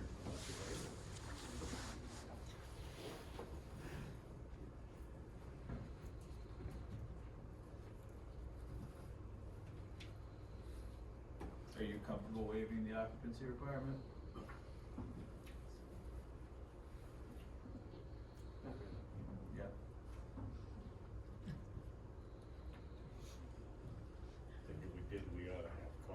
Yeah, that's, I can't, yeah. So to Tammy's earlier point, in regards to process and following the steps, I think we've discussed the special land use review standards. And I don't know that we have anything tripped up there. Yeah, you do. Subpoint D. It says as to comply with the applicable standards of Article 26, which is what includes the occupancy. Oh, okay. That's when I I went see through what the you're saying. sequence, that's where I it see. gets stuck. You revisit that later in some more detail, but it still gets hung up on D. I'm glad I clarified, thank you. No worries. So your options would be motion to approve with conditions, motion to deny, or motion to postpone. Care to make a motion? The conditions can't be, we can't make a condition of having a occupancy within a year or 2 years or anything like that, probably. Sure, you could. Well, you could, but if it trips it up at this point, then you wouldn't have an opportunity to go back and work on the rest of the site. Yeah, if, you could make that a condition, but you would give up the right to go through the rest of it. It might be safer to, They can reapply. right, it might be safer to deny and let them reapply with a proposal with the residents, and then you go through the process. Yes, and we can go through the rest of the plan. Or postpone, and they could amend the plan to include a residence. Question on that then, that starts the whole process over again, meaning they would have to go through. No. No, not if it's postponed. It's just like any of the cases that get postponed month after month after month, they're just changing stuff on it. The use isn't changing. I mean, the denial, if we denied it tonight, then would that? Then they would have to, yes, reapply for something else. And then that would start with the township and go from Correct, there. it would go back, Okay. it would start. It as started a new over. application. Yeah. Okay, that's what I was, but if we postpone it, then If that's just postponed, us. they could decide to make a residence part of the application. I mean, I'm very uncomfortable when we're postponing already for the length. yeah, that's if the applicant had requested it, that would be one thing, but to just Yeah. postpone because of that's not a valid reason. in my opinion.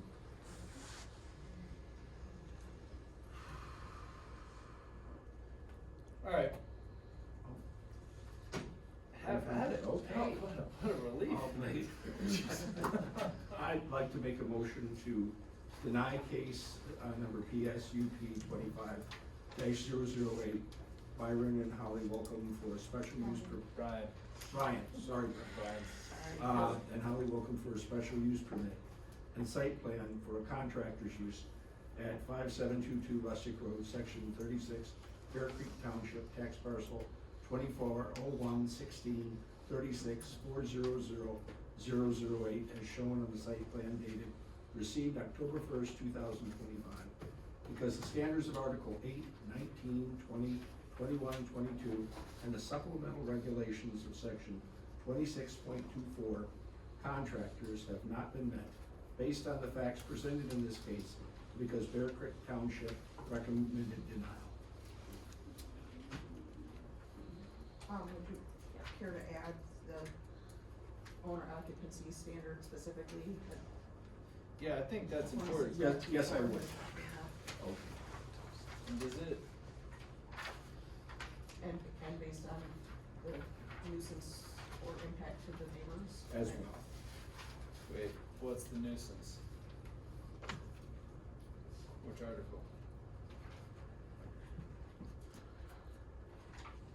I guess I was gonna say, Kelly, just on that, have the standards of 8, 19, 20, 21, 22, and 26 not been met? 26? Certainly 26, but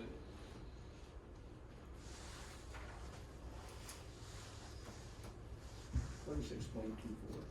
And 21. 21. 21 was on there. Yeah. I I don't think what think- he's saying is that. I don't think 8 and 19. 19, 20 hasn't really been used. Yeah, like 21 Oh, and 26. okay. Yeah, like, if it was approved, it would have to meet them all, but on the case of denial, I don't think it violates all of those. Okay. Probably just 21. And 22. No, 26.34. 24. Okay. 24. Yeah, it'd be Article 21 and Article 26.24. Okay, let's get clean. Paragraph C.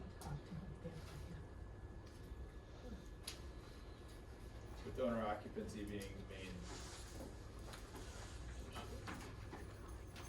Okay, where should we leave off? Including 21, 26.24, eliminating 8, 19, 20 and 22. 20, and 22. Should have Xed over.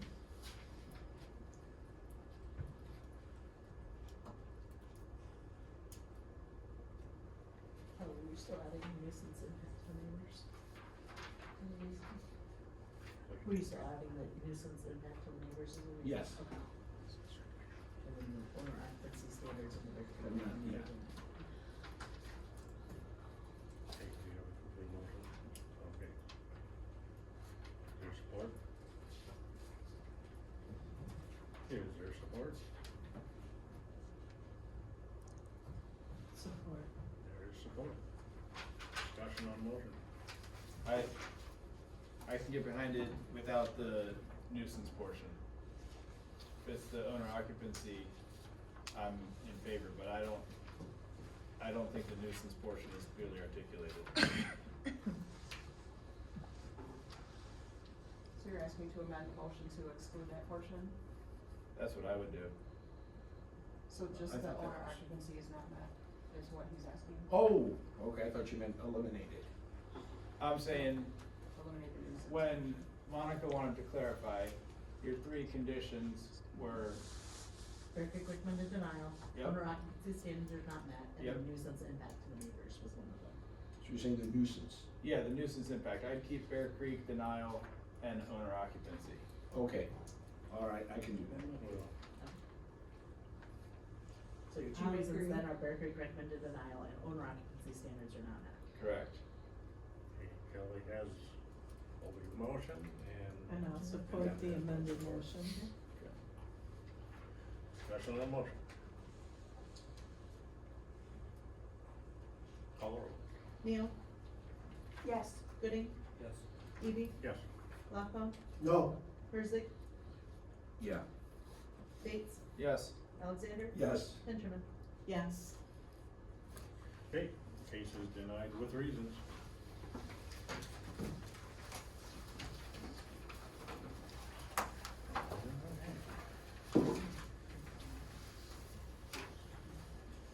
Site plan reviews. Well, I'm just. Site plan reviews next. There's nothing. Oh. Okay. General public comments on other issues? Can we comment about that? Well, right here. I just wanna say that this is a really good example of what we need to be thinking about in the master plan. Where are we putting these kinds of businesses? Where, having people have everything at their house, that really doesn't serve the neighbors particularly either for certain types of businesses. But they don't belong in town, and you can't really stick them in a regular industrial park. And there has to be a business where they're, we need businesses like this, but it has to be a place where they can afford the land to do it, or we're only gonna have people from downstate coming up here and starting businesses, and nobody here will be able to. So, I think when you do the master plan, you need to think about, where are we putting these, where do these things belong? Okay, thank you. Okay, general comments.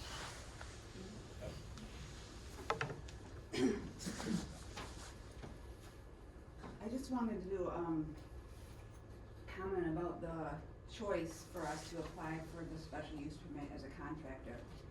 That had not been our intention all along. I met with Tammy several times, she was very helpful to me. We tried to, cross all our Ts and dot all our Is, and we did the best we could to fill out everything and to meet all the things. she was very encouraging that she felt that we would be able to use to apply and be successful in, she strongly encouraged us to go that route and to go for the special use permit as a contractor.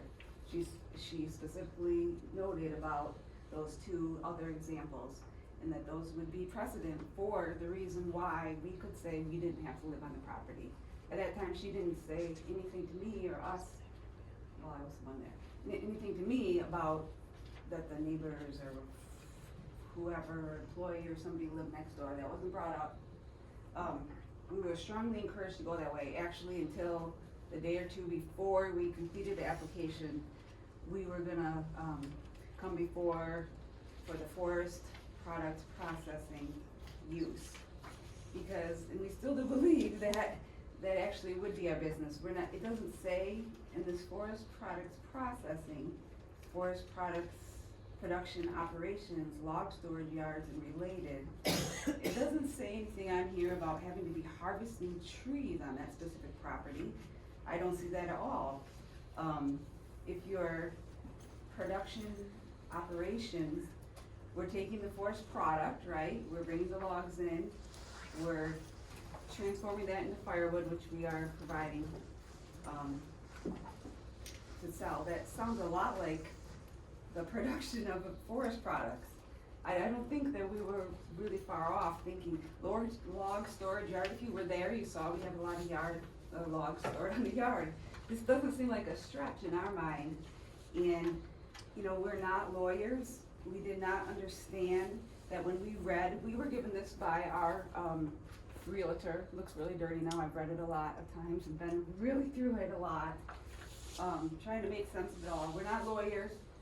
But next to forest products processing and forest production operations, long storage yards, and it even adds the word and related, was the letter P, which is permitted by right. When you read the little thing right here, permitted by right. To common folks like ourselves, we're not lawyers, like I said, permitted by right seems like you're just allowed to do it. We didn't know that that was not what it meant. That's what our realtor thought also. We did that when we bought it. So we spent a lot of energy, time, sleepless nights, honestly, going for this contractor's permit, which we were encouraged to do. And now that's not happening. It looks like we're gonna start over. But I would like to ask, before we start this process, I'm trying to figure out, and I did try to ask this question to Tammy too, why we would not fit into the forest products processing. I mean, why were we even flagged as, you know, being in violation? Besides, now I know that this P, permitted by right, means you have to have a site plan review, right? If you're doing something permitted by right, you need a site plan review. That's what I understand, right? As far as I can understand. So now we know that that means that, but could someone explain to me why our business wouldn't be considered forest products, operations, long storage yards and related?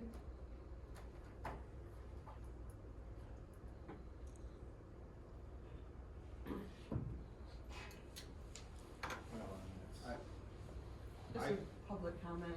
Yes, it's public comment. Okay, so I can ask a question. Okay. Can we follow up on that somehow? Okay, we can follow up on that. And then just the other comment about the house situation. Appreciate what you had to say there.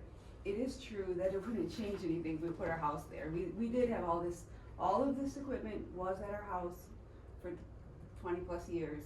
We have lived right next door.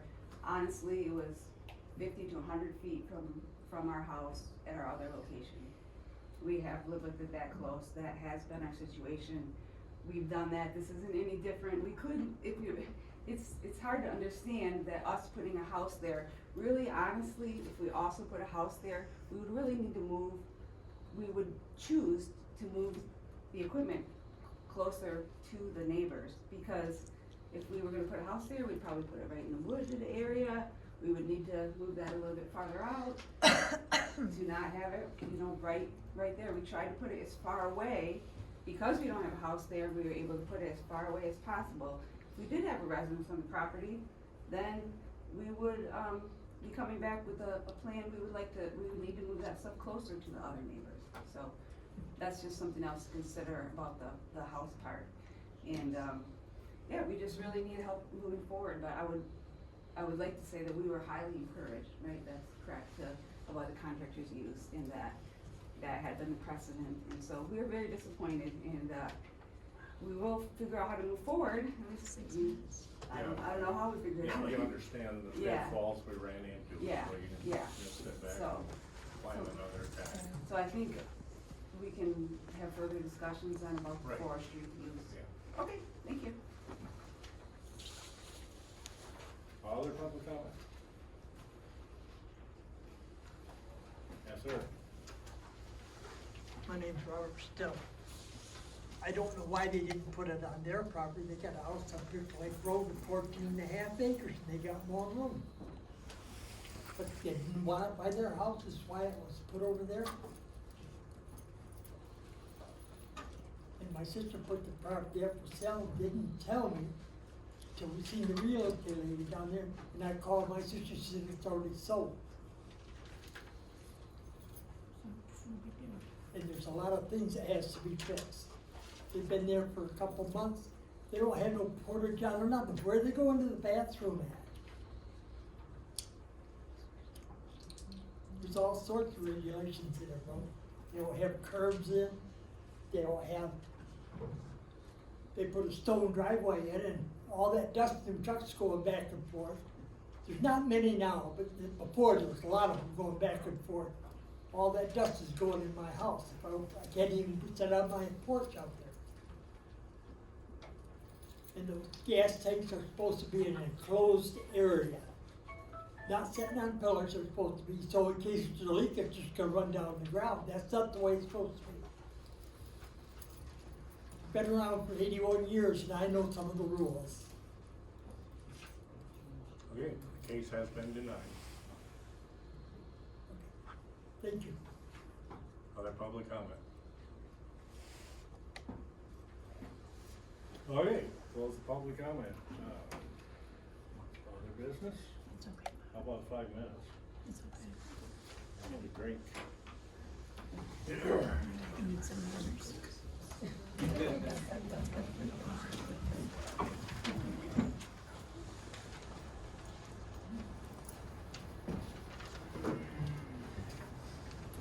Okay, discussion. Mr. Bond, discussion. Okay, are you ready to move on? We are. Okay. All right, next on the agenda is master plan discussion, and the planning commissioners received in the packet supplement the survey 1 summary, and hope you had a chance to review that. We did get some excellent feedback, and I know some people have, commented, we wish we had more respondents, we wish we had more participation, but our hope is that we're gonna continue to build on the feedback and gain some momentum. The other thing I wanna point out is we feel like we got some really quality feedback.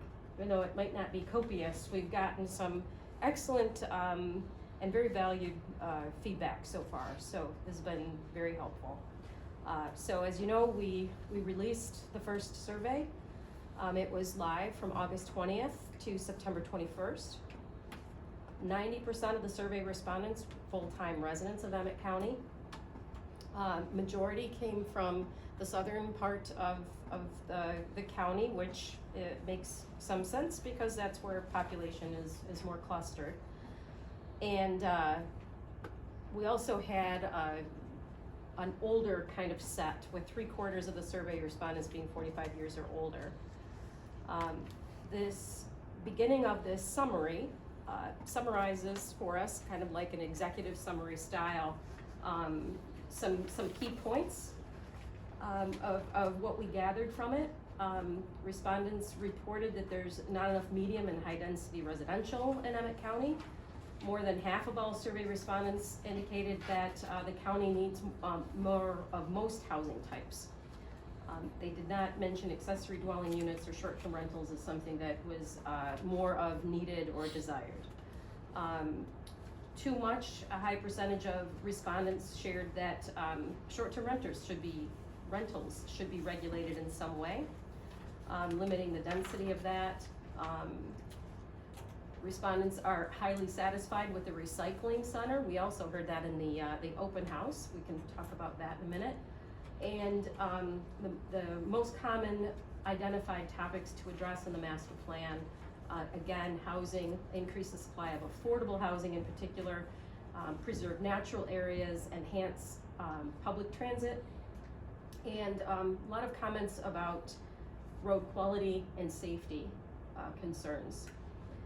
We specifically asked, we wanted to drill down a little bit on what makes a housing development more or less desirable for the community. And those important factors there were minimizing disturbances to natural areas, making sure that we're not impacting wetlands or high quality natural resources. Also mentioned was the sale or rental price, that it would be affordable, because I think that goes along with what the earlier portion was, that increasing the supply of affordable housing. So the idea of more housing developments that would just be pricing people out, they didn't see that as really addressing what the underlying need is.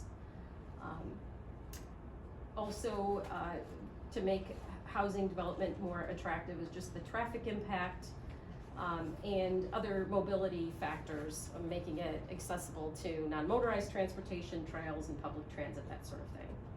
So, like I said, this summary continues by really breaking down and giving you the details and the statistics of each of those questions.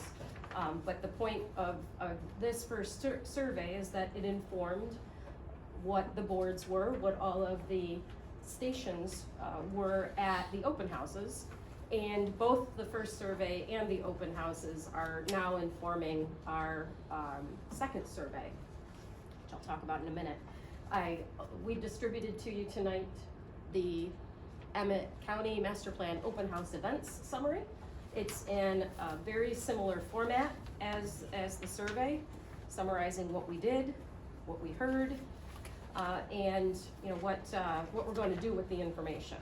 So what we did, as you all know, and I just want to thank and congratulate everybody here, because we had a tremendous turnout of the planning commissioners, either attending and or volunteering at the events.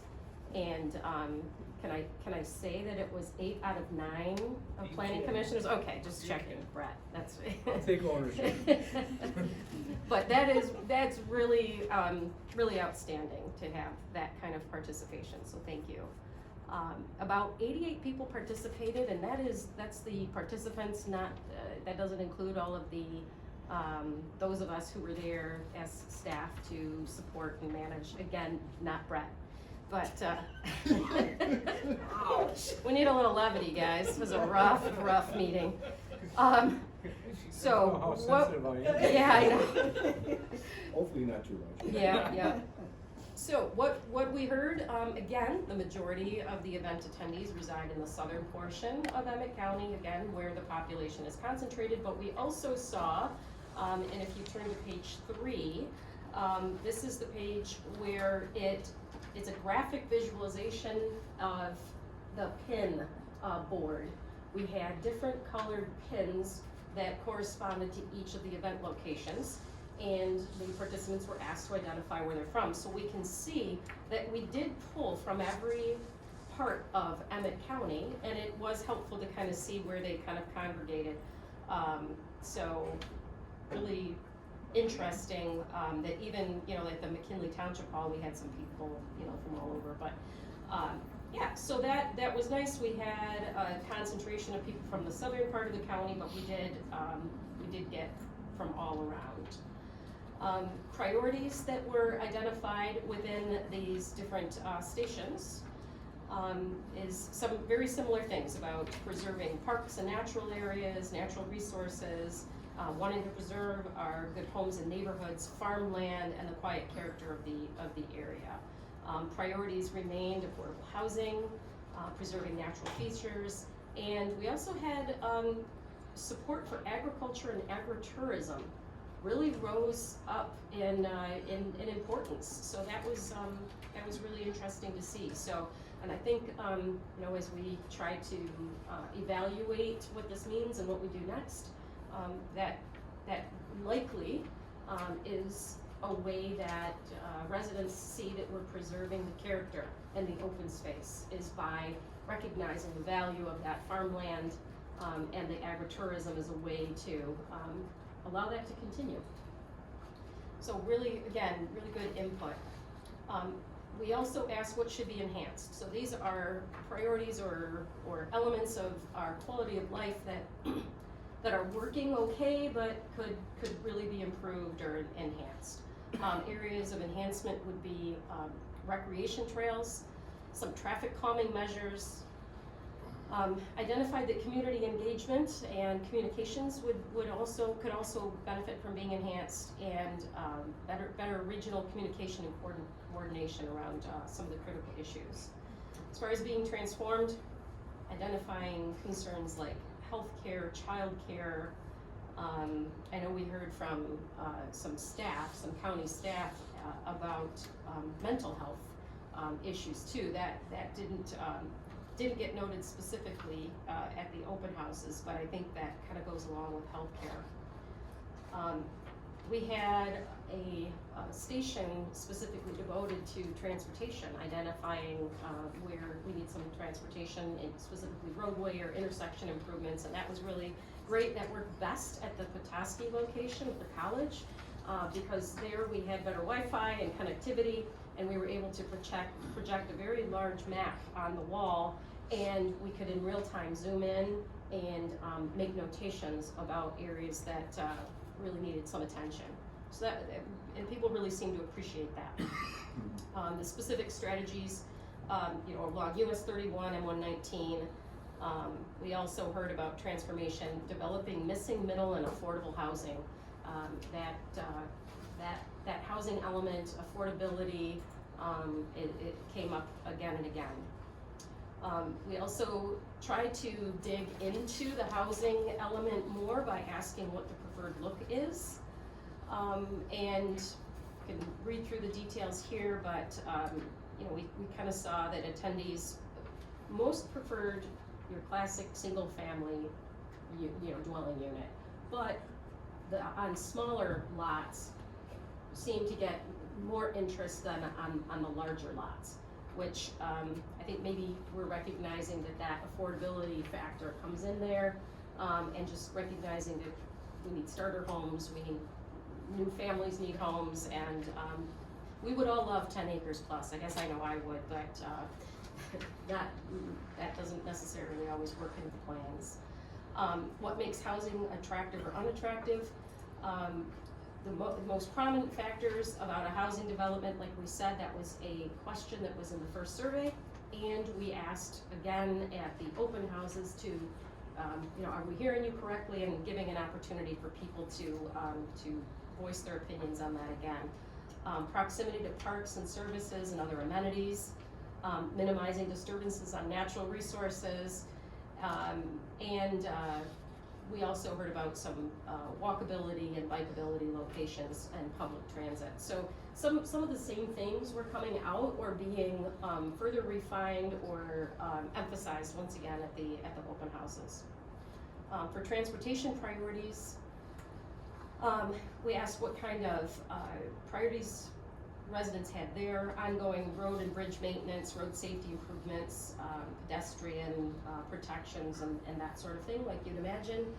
And again, non-motorized trail improvements. Public transportation is important, and it seems like that was coming maybe from some of the older residents who were concerned about you know, still being able to get around and aging in place. So where should development go? We had two stations devoted to that. One was all residential related. The other was non-residential uses, everything from natural areas, agriculture, agritourism, and some, commercial industrial, light industrial type uses. So, generally, attendees shared preferences for future development to occur within or near existing developed areas. Want to note too that on these boards that we provided, we indicated where city water and sewer and other infrastructure, roads and that sort of thing already existed. And I think that was, certainly, could help people kind of zero in on where higher density belongs. And, you certainly, I think, I know I heard some feedback about, yes, we might spread some housing out farther, but you then create a transportation problem. We get more people on the roads traveling farther, the farther out they get, where land might be available, but then you're just trading for a transportation problem when you do that. So that's just a quick overview. This is a rather long summary, but it's really nice because there's images of the boards. Most of the boards, we kept the sticky dots. That was a way that people could vote or identify locations. And from each of the three events, the dots kind of continued. So you can visually allow it to kind of tell a story and give us some really good information. So go through that. What we're asking everyone to do is, recognizing that we just got this to you tonight, that if you have any questions or comments or concerns about this, you want to give that to us within the next week. We do want to get this up on our website. The first survey results will be there, the open house results summary will be there, and we're getting ready to launch the second survey. Before we go into that, are there any questions or general comments or any feedback or thoughts that you have about the open house, unless of course you're Brett? Oh, well, I have one question for you. Whoa. Stone cold. I'm trying to figure out why Chuck gave me a Band-Aid, now I understand. Pretty quick. Yes, any comments at all about the open houses or where we are with the process so far? I was just curious as to any preconceived projections that you might have had and how close we came to. Well, I think we always are hoping for hordes of people. I think the first two sessions, I think, went about what we were hoping for. Then the last one in Petoskey was well attended, better attended than the other two, but I think that kind of we didn't have as many people there as I think we were hoping for. And proportionately should have pulled more people. Yes. Yeah. So, a lot of discussion about that. There were conflicts, obviously, with other events and family activities and that sort of thing, but we really hoped that we were going to see a better turnout there. But it was, I don't know, if you had to guess, we didn't, that was the one time where we had one dedicated person checking people in at the first two events. And then things kind of got a little loose and confused at the last one because we did have a lot of people and we lost our one member who was really good at that, Garrett from Bear Creek Township. But so we didn't have an exact count because sometimes people will put their pin in, but it might have been a husband and wife or a couple people coming together and putting one pin, so you couldn't necessarily rely on that. But we had a large group. We got a lot of wonderful feedback. People really liked the way that it was interactive with the dots and the sticky notes and having the ability to see visually some of the things we were talking about. So I would say, Kelly, that to answer your question, I think we would have been excited to have even double the number of people that we ended up having at the college location. If we had 40 people there, it would have been. Would have loved 80. I guess that'd be the best way to put it. But anyhow, we feel really good and validated that we had a good turnout at every event. Appreciated the participation of the staff and officials, appointed officials that attended. Any other, for those of you that were there? Anything else you wanna share for the group? I'd like to ask you a question. What is your definition of affordable housing? Is it housing that costs under $2,000 a month? Or- Chuck, that is really not relevant at all, what I think the definition of affordable housing is. Right now, what we're trying to do is understand what our residents understand as affordable housing. And then we're looking to explore options and opportunities to keep this a thriving and vibrant community. So people need to be able to live and afford and have jobs and healthcare. We're recognizing, because that's what a master plan does, is investigates those. So if you wanna put me on the spot and ask me what my definition is, I'd be happy to talk to you after the meeting, but it is completely irrelevant to this discussion. Okay? I think there's a percentage of, I can't think of what it is, but there's a rule of thumb, a certain percentage of your income, so it varies with whatever income you have, what is affordable housing. So as long as you're within that percentage of your income, that would be considered affordable housing. There are statistics, and then we just recently attended the Michigan Association of Planning Conference. And I was at a session that when you look at, percentage of the amount you spend on housing, it's in the 30% range, as is the usual rule of thumb. So what is affordable? Is that it? Probably not, because we also have expenses related to grocery bills. We know that the cost of energy is going up for people, transportation costs. So, do we rely on that? I don't know, but, and I'm sorry, I feel like that's I don't know the basis of that inquiry about what my definition is, but what it is what does the community think is affordable to live here?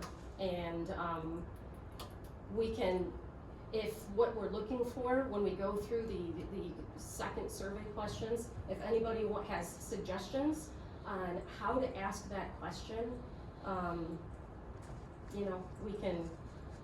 we can take your suggestions to zero in on and streamline or pinpoint better ways to ask the questions. I had a little fear before this process about something. And Yep. I think I made that clear in looking at these maps. There's a whole lot of people are making plans for Pellston, and when you look at the map in front, nobody from Pellston showed up. That's because what- of people who, Everybody else is planning for Pellston.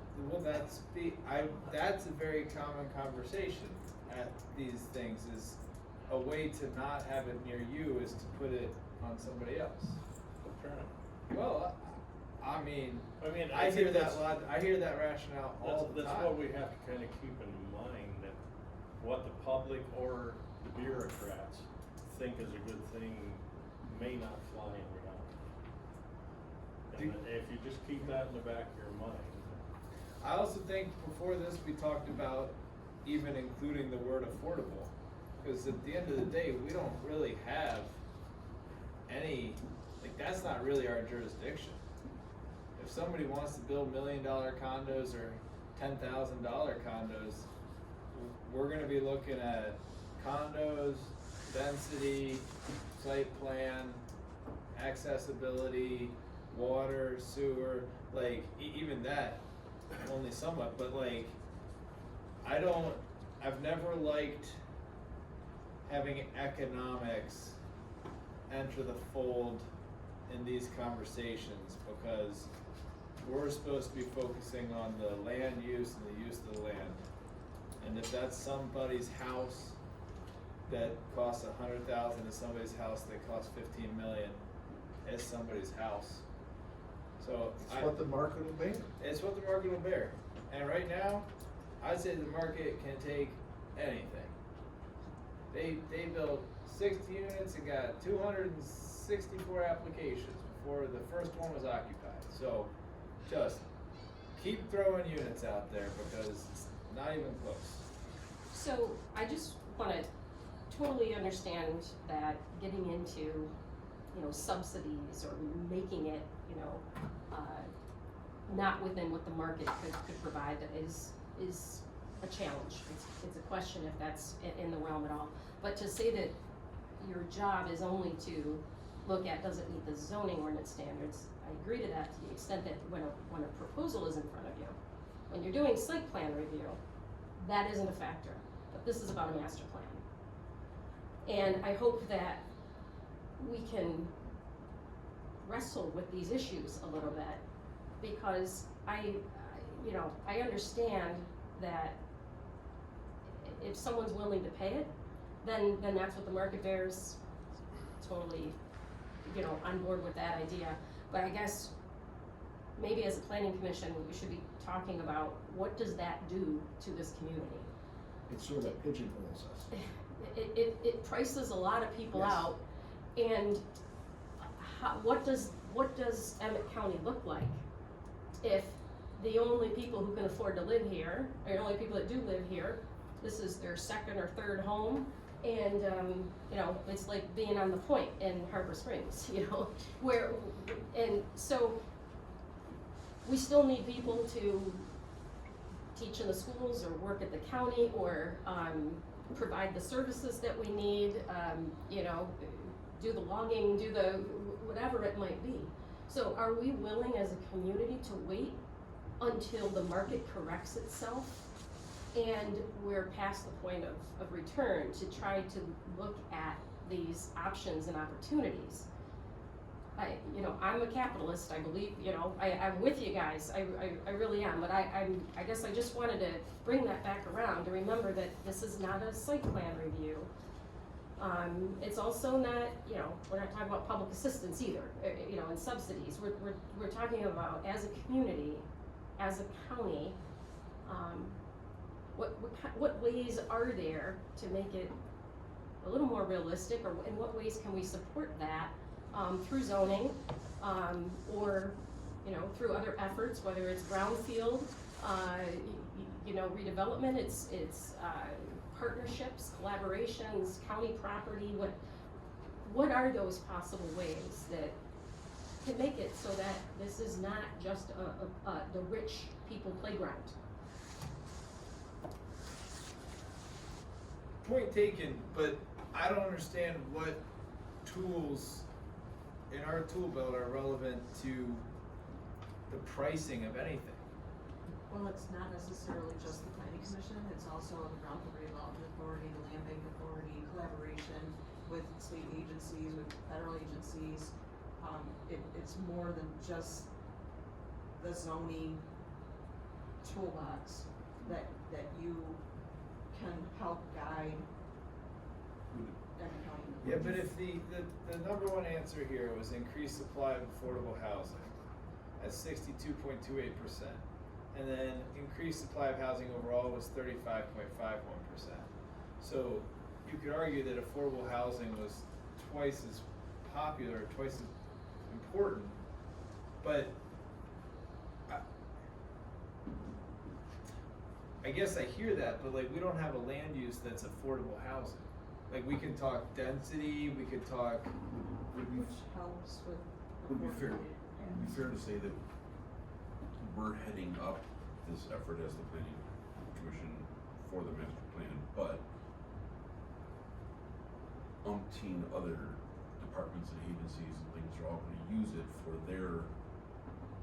what they do in their departments, right? And some of that could be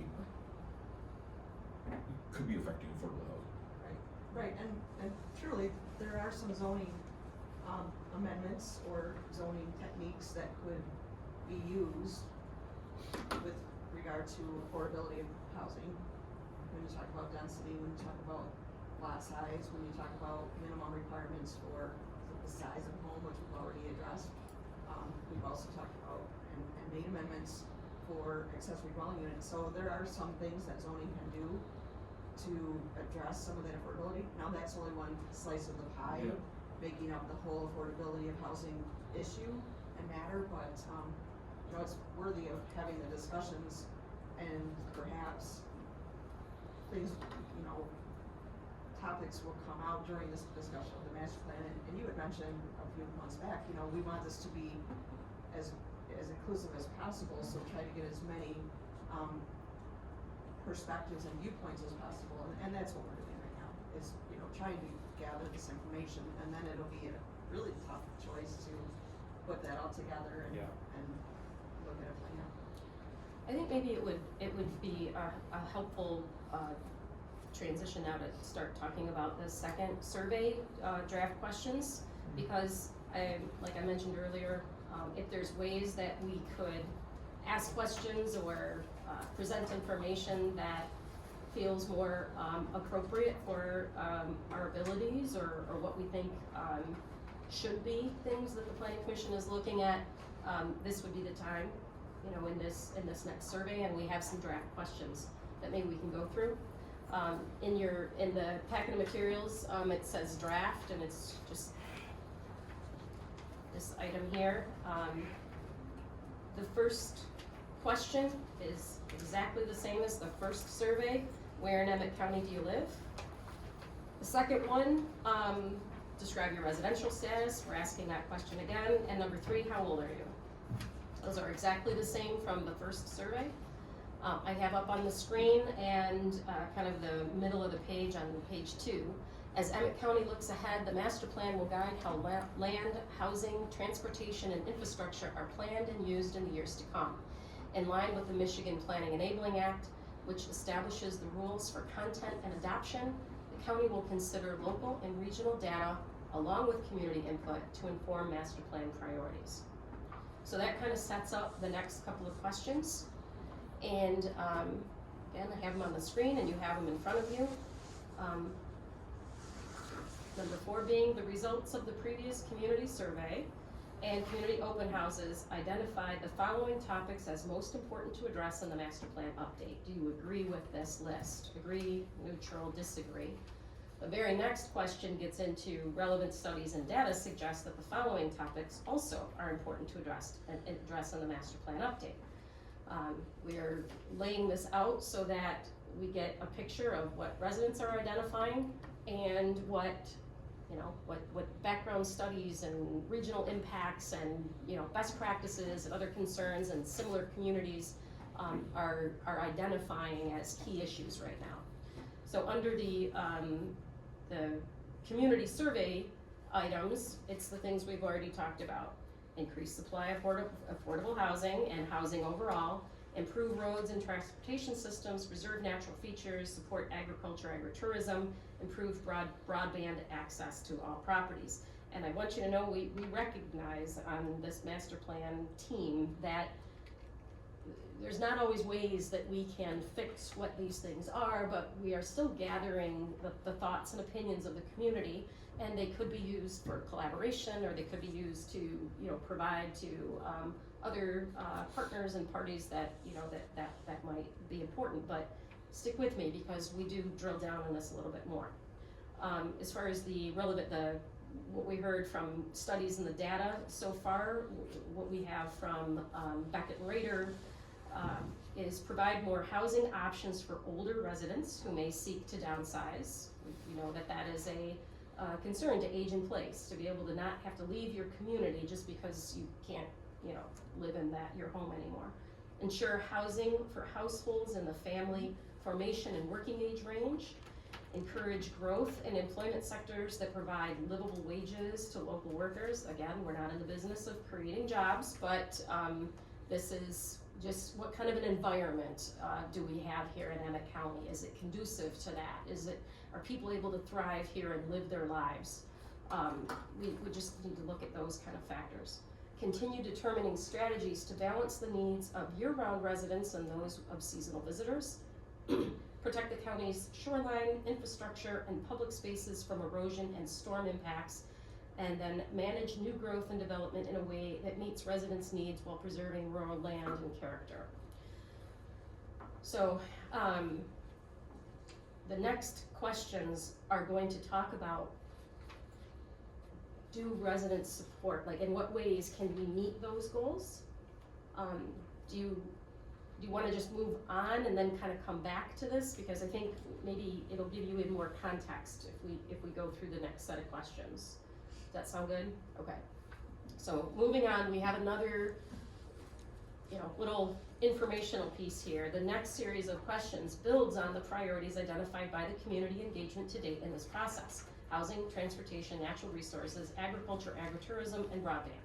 Emmet County can't solve these issues, opportunities alone, but there are some actions the county could explore to encourage progress on each topic.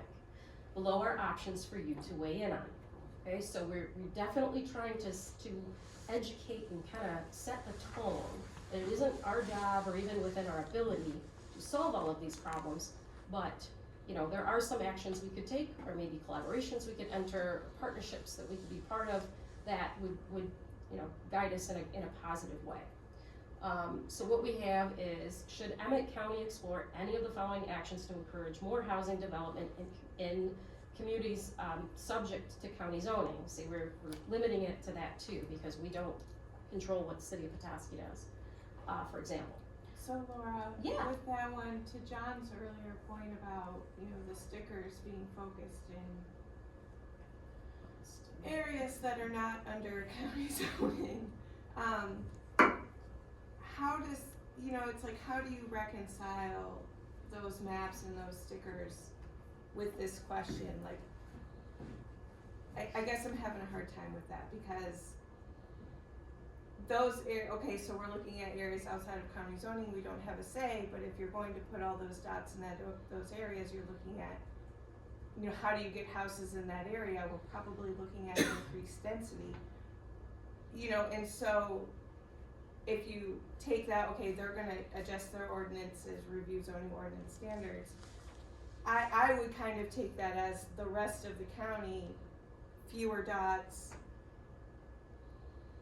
The opposite would then be true, that you're not gonna look at your or you're going to reduce your, you know what I mean? Like, Yeah, you're not gonna be looking at increased growth in county areas, because that's not where the dots were, to be quite frank. It wasn't only Pelston where we saw that. There was a concentration there, and I think that makes sense because there's, potential for infill development, and maybe that location just seemed to lend itself to that. But that's why this question specifically asked about. So are you saying it shouldn't be asking about the county, I'm just trying to reconcile the two. Yeah, okay. I think, is we have an impression here, and then what if we get an impression here? I don't know that they would. Well, there's also this back and forth of like, are we staying in our lane or are we dreaming big? Because we're not gonna install broadband, but we're asking about broadband. But then we're saying, we're not gonna subsidize something, but we're talking about subsidize something. Where we're like, well, dream big. And then to Jen's point, then here it's like, what about all these actions just subject to county zoning? And I think, like most people in the open house and doing these surveys, hear Emmet County Master Plan, not Emmet County subject to county zoning master plan. So take out subject to county zoning and just ask the question open-ended without that. I mean, I would think that would be, like, I don't think that the average citizen reading that question is even gonna be able to know Right. what's subject to county zoning. yeah, and that's what we're looking for, is feedback, not necessarily tonight, Yeah. but over the next week, week and a half on this draft survey. And to your point, all of this information will be shared, all the information will be shared with all of those communities within our county. So, Houston can look at it and say, yeah, they say they want housing here, but nobody from Houston Says that. like John said. Right, take it or leave it. And, right, It's a plan. exactly. And this part is one part of it is public input, and we're trying to get as much public input as we can. Does Emmet That's County? going to inform, but not be the basis for every single implementation, strategy that we come up with either.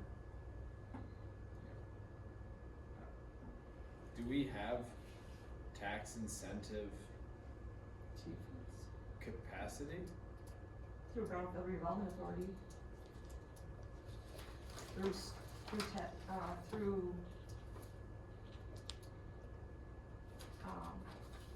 state and federal funding possibly. Townships, cities and villages do. But housing tax increment financing was recently, 2023 added to Brownfield. Okay. So if you're building affordable housing, and that's defined by the state through VISTA standards, you can qualify for tax increment financing, subject to approval by the county, approval by the Brownfield Redevelopment Authority, and approval by the jurisdiction within which the development is proposed, so. Yes, and there might be other ways too, like a, LIHTC funding, low income tax credit, or payment in lieu of taxes that a township, city, or village could do.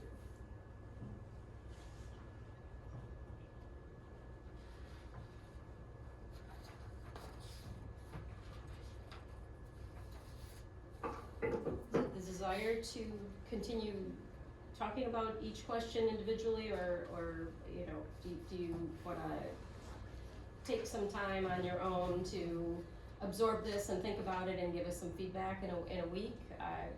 You know, what, we do wanna move, I think, you know, the question is, are we thinking big? This is the time to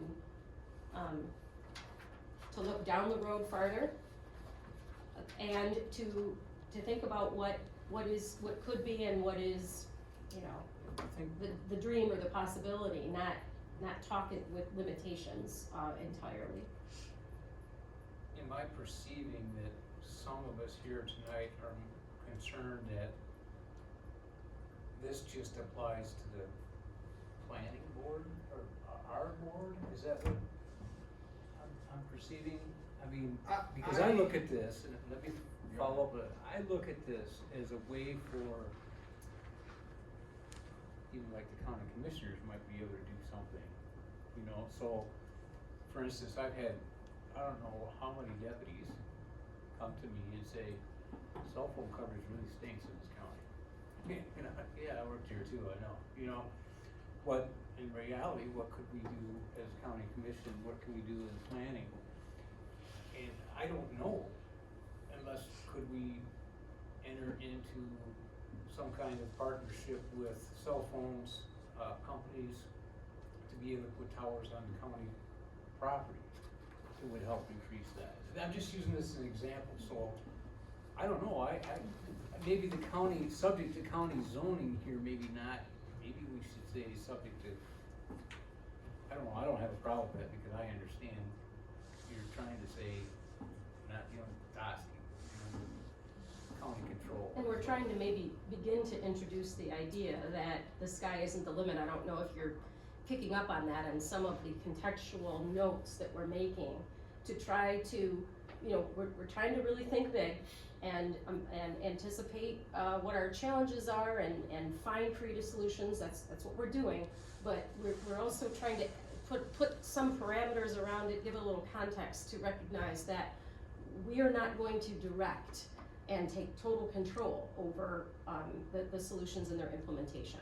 So I think that's what we're trying to find that nuance a little bit, to kind of educate through the survey and allow everybody to say, like, these are my desires, is what I'm looking for, but recognize that this isn't just a quick fix. But if we could, as an example, Brett, because you raised some good questions. What are ways that we could improve cell coverage or broadband and that sort of thing? If you go to question 11, that's the question that gets right to that, where we start to try to think of what are the ways that we can participate in. So one of them is support this dig once policies to encourage broadband installation when infrastructure improvements are constructed. Maybe encourage public Wi-Fi access in community spaces. advocate for regional collaboration. You know, we're looking for, what are these ways that we can tackle that? We're not gonna just install broadband throughout the county, but maybe we can find ways, and maybe adding, collaborate, you know, to have, cell towers on county property or other municipal property. That's great. That's another possibility as well. I'm not saying that I wanna see a lot of towers up. Right. I'm just saying that was an example. Sure, but then that gives everybody the opportunity to say like, yes, I wanna do this, or absolutely not, no more cell towers. You know, that's why it's here. We're not only looking for the ways that we should do it, we're looking at, here are some possibilities, and then we're trying to take the temperature of the community. Do you like this idea, or, are you satisfied with having that cell coverage so you don't have to look at a tower? or we leave some open-ended things where somebody could say, as long as it's not more than 150 feet tall, I don't wanna see the blinking light. You know, I'm fine with a monopole, and I would like to see more monopoles throughout the county rather than these massive towers. You know, people provide, you know, that kind of input too, so we could leave things open-ended. I just wanted to see if I was perceiving Mm-hmm. correctly, and I'll take this time, I think you're doing a good job. I think you guys are putting a lot of work into it, you should be commended, and, you may not feel well sometimes, but I think it's good. Well, thanks, Brett. And I know you know I was teasing about, Well, I'm kidding. singing Took that to heart. I know. We'll hug it out later. It'll be all right. But no, thank you sincerely. But yeah, I wanted to jump to that question because it just, you segued into it. That's a good example. You know, all the questions that you just had, we are trying to then drill down into that. And we did the same thing. So if you notice, the areas that were identified as priority areas have a follow-up question with some possible efforts to implement. Another one would be on the agriculture and agritourism. We'll get to Brian's heart there. Question 10? It's question 10. Work with local jurisdictions to identify farmland preservation, you know, best practices. Allow for zoning flexibility when reviewing agritourism proposals. Amend the zoning ordinance to allow for expanded special events, activities, camping, and other accessory uses on farms. That could be a really touchy one, and knowing what's going on in Peninsula Township and other places, but I mean, I had 2 questions just yesterday from people wanting to have camping in association with like a farm use kind of thing. So it's interesting. Seems to be a big push countrywide. Countrywide. Mm-hmm. So this again is like, we can talk about in theory, we wanna preserve farmland, we wanna support agritourism, but then are people gonna say, as long as it's not right next to me? Yep. You know, and I think, so this is a way to start to get an idea of, you know, if there's hesitation, like I love farmland, but I just want it to be, you know, Farmer McDonald, who's owned that property for 3 generations, and they're very quiet. And their cows don't stink. You know what I mean? Is that what we're looking for? Or are we recognizing that there are ways that they need to maximize, you know, their use of land and opportunities at these wineries and farm stands and that sort of thing. So we're asking the question. Yeah, we did the same for natural resources. And then we did transportation improvements. Again, we're not the road commission, we're not MDOT. But we recognize that is a big factor in approving a site plan and determining, you know, if a use is appropriate for a site and deciding where a higher density residential development belongs. So these are all issues, but so what, you know, we're asking the question, what would you support? So I think nobody's gonna say no to collaborate with MDOT to improve safety on state highways. That's pretty much a softball one, right? But, yeah. Maybe. Yeah, so Some maybe. people don't want the state involved with anything around here. It's true. I mean, I've heard that come up in unique ways. Mm-hmm. Well, if I could bring your attention and, I like that the bypass is making a cameo a couple times. yeah. I was That's surprised that just- came up. I don't know if that's just like No, somebody, fodder for the. no, that came up a couple times at the open house, But wasn't that already thoroughly explored? 25 years ago. Okay. Times change. Times Sure. change. Yeah. Still gonna be the I same. was there. Still gonna be. Yeah, still gonna be the same answer. And he was 65 then? Sorry, you had to bring somebody else in there. Yeah, right. You gotta take someone down with you. So that came up. People brought that up, huh? If that's something, in all seriousness, that we think we don't wanna go there and it should come off the list, we can. It's just, if everybody complains, and we know a lot of people do, that there's such a bottleneck there, that, you know, you go through Bayview, or did you know, what all those challenges are, there's, you know, there's not a whole lot that you can do to widen the road, or change what's there, or put in a roundabout. I mean, what is there to do other than that's just how it is? So either we look at something really bold and maybe shocking, or maybe some people will react really negatively. But we're asking the question again, instead of just assuming that 25 years ago this didn't fly, so we're never gonna talk about it again. Yeah, no, hey, I'm not, okay, first of all, if you're in traffic, complaining about traffic, you just have to remember you are the traffic. I just don't know how many different ways to explain that to people. Like, you can't complain about everyone else, it wasn't your road. I certainly can. Yeah, listen, you complain about traffic on your driveway, but any other road, like, you are the traffic. But, no, I mentioned this at the beginning, like, way at the beginning of this process before the first survey. It's come up again, and I just hesitate. Yeah, it's just my own, I love dreaming big. My own personal experience or philosophy on surveys is like, don't ask questions you can't help with. I mean, that's been my own takeaway. It's like,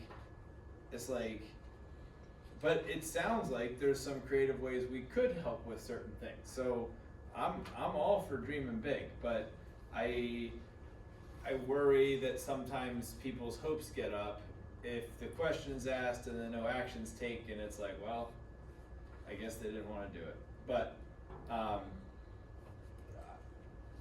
I'm all for scratching the itch. If we want to explore the bypass and people feel strongly about it, I mean, sure.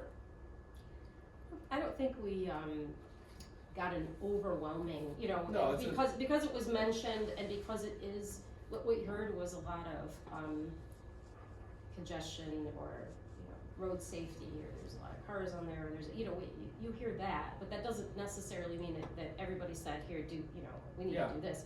So it really is a call for this body to think about it, if there is another way to approach that, or if we just think that is so unlikely, then we don't do it. I mean, Tammy and I were looking at the map, and, you know, you gotta go over the Bear River, right? And you know, there's a lot of work there. I think a Sheridan overpass, like, would be more effective. Because when you're at Sheridan on either side, you can see the other part. Yeah. I mean, it's right there. You're like, what up, Sheridan, other side of 131? And like, if those two went, like, you don't even have to touch 31. Emmet County, with the roads we have jurisdiction over, could just scoot right over 131. You'd be able to jump off at the golf cart store turned restoration place, and you could hop up there and cruise on the Sheridan overpass, and then you'd be groovy. You'd hit that sweet new roundabout Bear Creek's gonna put in, you'd be cruising. Hop in your George Jetson. Yeah, right. I was thinking the Dukes of Hazzard. Yeah, right. Good work too. Yeah, if you hit the railroad tracks fast enough down there, you can see the man. Yeah. Yeah, I don't, listen, I mean, I don't wanna poo-poo any one thing. I think broadband is a curious one, just cause I feel like we don't have a lot of influence over that, and yet I know people want it. I just worry about like. Do more than you think. Well, yeah, so that's what I'm hearing. I'm hearing Yeah. that we could do more than we think, and that's, I'm. Broadband for a county like this could be huge economic development driver. I have no doubt, but like, what are we gonna do to put broadband in? It may not be this body, it may be other bodies that are accessing this report. Okay. Yeah, I mean, some people may think that the need's already been filled because of TrueStream. Sure. But we're hearing that that's not true Fall stream. in all areas, so, you know, it could inform an LEA, and maybe they would have the ability to collaborate. I mean, it informs more than just this planning commission. Yeah, that's fine. I think there was one other question that concerned me, just in terms of the language, was,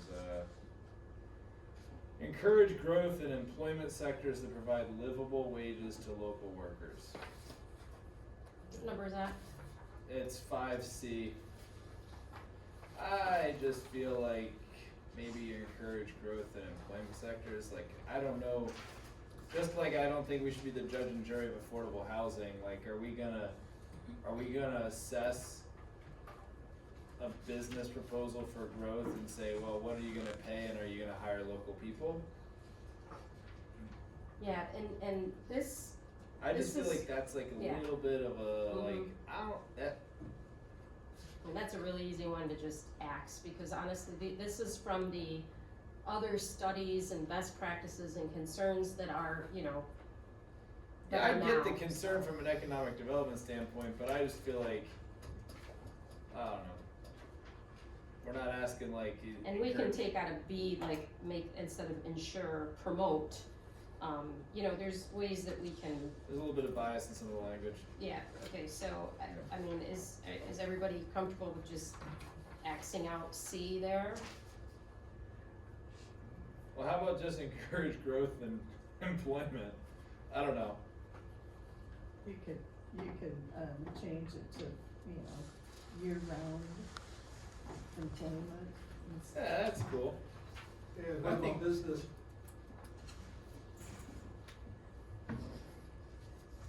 You could just say encourage growth in year-round business opportunities. Yeah. But I think a lot of people can get behind that without it feeling like there's any kind of agenda. I'd be opposed to pulling that out, because I think it's an important data point. I agree. To know about, but I like the Yeah. rewording. Yeah, let's say encourage growth in year-round employment sectors. And then I'm fine with saying promote or provide instead of ensure.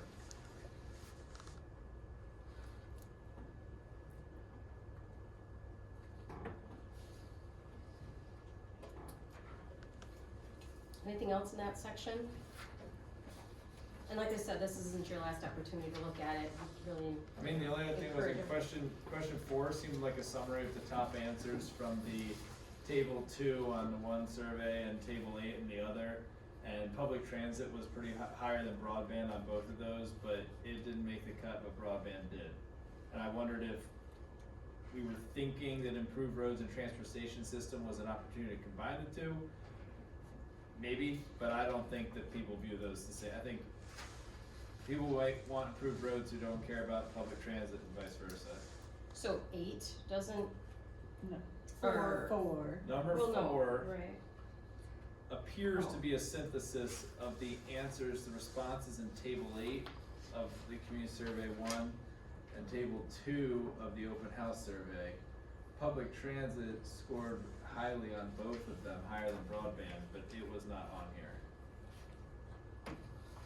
So we just need to add public transit.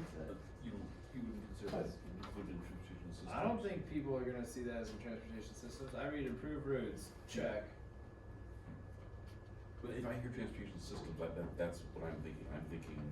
But we don't have public transit. No, I know. So you can't improve I know. something you don't have. I know. I was That's at that. not really true. I mean, if you're talking about buses. Okay. Like what? I would interpret it the same as Brian. I would say improved roads and transportation would be the trail system, I think, to a lot of people. Yeah, I think your point is well taken, and it probably should be added there. But I do think we do have some public transportation, just Limited, but we do. That is mentioned somewhere else as a, you know, now that I remember, it was, 5.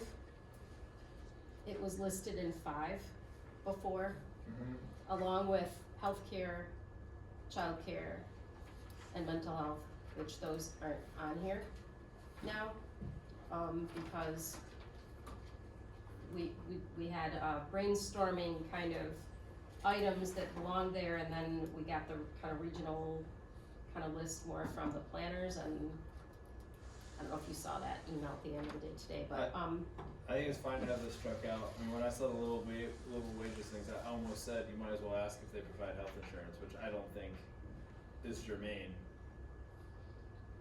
So you're saying public transit was part of 5, but now it's not. But we can put it in 4, because I agree with you, it did. It's higher than broadband. Yeah, it's definitely a, community feedback. Yeah, And 50% in table 8. Okay. All right, well, keep looking at that, and then, if you could, we're gonna just quickly go over the last, couple here, but if you could get any of those comments back to us, like I said, I'll send a reminder, but get back to us by Tuesday. One thing, I know that this Or isn't on here, but kind of to address Chuck's question about what people think is affordable in Emmet County. In Bear Creek Township, the way they did that was they had a sliding scale. They asked that question, what do you think is affordable for housing? Of course, is it 1 bedroom or 2 bedroom? Is it for 1 family or more or whatever? But they did ask a question like that, and they had a sliding scale for people to answer the question, so you could know what the majority or the average person thinks affordable housing is. I thought that was extremely effective. Are we gonna have a survey as in-depth as that one, or is this our last one? This is our last proposed survey, but we are proposing focus groups. Cause I thought that one from Bear Creek was extremely effective, because not only did it ask you that on a sliding scale, it also asked you your income on a sliding scale, like on a total line. Optional So you could answers, extract that, okay, people of this income are choosing this amount, just if you wanted to, but at a baseline, you could say, and I thought that was some of the most, pointed questions that you could act upon, cause some people could say that affordable rent is $3,000 a month. And other people are like, are you kidding me? That's more than I make. But it's in the eye of who's answering the question. But if that's something that you'd like to have added, we certainly could propose that to our.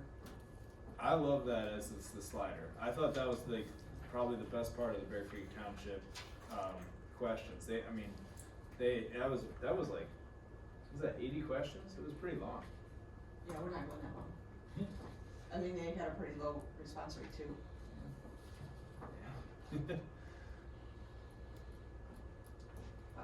Go ahead, Laura, sorry. Getting to 12, this is a unique question, I guess we can get your feedback on this. What is a fairly simple action you think the county could take in the next year or so to improve our quality of life?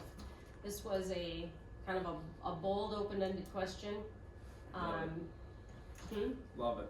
Okay. I would just change it to feels more personal, your quality of life. People answer more when it's directed straight at them. Then this is also another open-ended question, just because any options to select from felt like we were leading or potentially giving the impression that we could do something. So after a lot of discussion and debate, because this was gonna potentially be a question on the first survey, didn't make it into the open house, here we are in the second survey. But how would you propose paying for the priorities of the master plan? And then we just offered a little bit of context, again, typically county governments can explore the following funding options: tax dollars, grant funding, evaluating costs, reallocating funding, collaborating with partners, etc. So we're just trying to give the general sense of the money's gotta come from somewhere. And it was really hard to say, we don't want somebody to just answer the question, just cut costs or reallocate, like for what priorities, or you know, you put in there, we're gonna raise taxes and we're gonna probably, everybody will freak out, you know. So anyhow, we're leaving it open-ended and we'll see what kind of feedback we get. And if nothing else, again, we're setting up context, we're recognizing that we don't have the ability, nor should we, to just institute everything at any cost. I like it. I like the open-ended. I honestly think it should be even more open-ended. I would strike everything after master plan question mark. If you do this to a free response, you're gonna subject the majority of the answers to tax dollars, grant funding, evaluating costs. Like, people aren't that creative. Make them say, cut costs. We'll deal with that later. But I think if you give them these 5 or 6 examples, every single answer is gonna be those 5 or 6 examples. You might as well do a checkbox. I would just say, how do you propose to pay for it? And, you know, I feel emboldened that we could get away with that, because when we asked the open-ended questions in the other surveys and in the in-person meetings, people in free response were still very consistent. In the word cloud, they could say any word they wanted, and there was still a very strong concentration of the same handful of words. So I do think that you could make it completely open-ended and you'd get consistent responses. So I'm actually not a huge fan of this question at all, because I think while you'll get consistent responses, I think, you know, there's only a certain number of things, funding mechanisms to pay for things. I think you will have no idea what that funding mechanism, what priority it lends itself to. You have no idea if it relates to housing, if it relates to roads, if it, you know, and so what's the value in knowing that someone's gonna increase their tax dollars if you don't know what they're gonna pay for in the end of it? So I don't know that, I appreciate the question. I don't know that it's a good time to ask it, because we don't know what those priorities are. We haven't set them. I think we're kind of putting the cart before the horse, saying we're gonna pay for things when we don't really know what we're paying for yet. Yeah, like someone might not wanna pay for preserving the Could be a wetlands, totally or different somebody might answer. wanna pay for the, Yeah.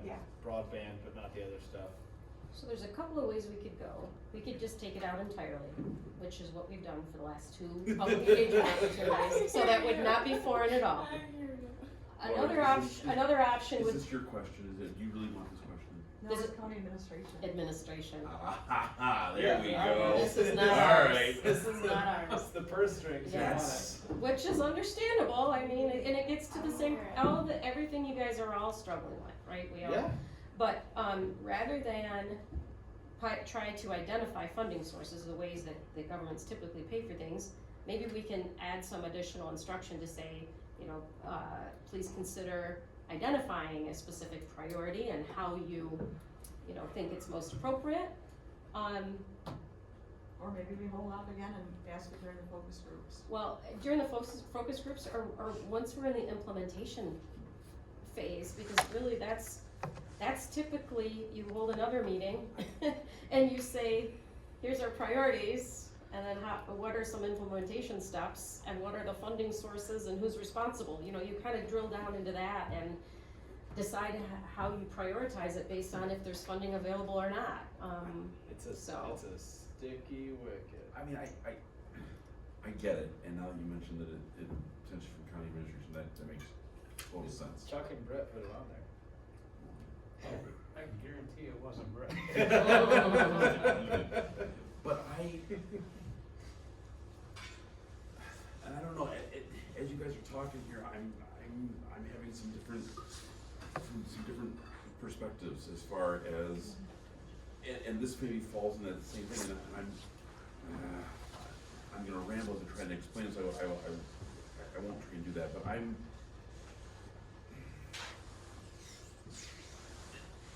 that's the job of, I would say that's the job of the professionals. Your people want something. Go do your job and find out how to get it. Sure. Is what I would say. So having that, if county administration wants that question on there, I look at that as a dodge away from their job. Your people are telling you to do something, go do your job. So I would say take it out. It sure does have a party pooper element to the survey. Yeah. Because every part of it's like, what do you love? What do you want to see more of? What else can we do to help? Hey, how you gonna pay for this? It's like, wah, wah. I was expecting to hear some comments about the language, because as I was preparing the final draft, I was like, how do you propose paying for this? That sounds so rude. Or like, Yeah. what do you believe is the most, It's appropriate like a kid way to wanting cover buy it, a toy, and they're like, well, you and what money? I mean, And I don't mean when I'm saying that you're disrespectful at all. I don't. But there's a reality here too. Your average citizen has no idea how municipalities pay for stuff. anything. They just go get grants. I mean, that's just not, and that's not a knock. It shouldn't even be their job. It's just not in their world. That's not what they're Take it supposed to out. think about. How many times do people? What do you think? That's what the planning commission wants to do, so. Yeah, it's, getting to what Jennifer said and, additional comments about it being, it's putting the brakes on, but it's funny because I'm like, some of the things that you guys have offered are really similar to the administration saying that they want this in here, because we're saying it's not our role to make affordable housing, it's not our role to provide jobs, it's not our role, and administration is also looking at this thinking, yeah, the sky's the limit, but ultimately we have a limited budget. But that's the other side of what I was gonna say that I didn't say. That's why we shoot big, because again, you need to know what the people want. If the people want a Cape Canaveral space shuttle launch thing in Emmet County, okay, then go do your job and figure out how to put that in there.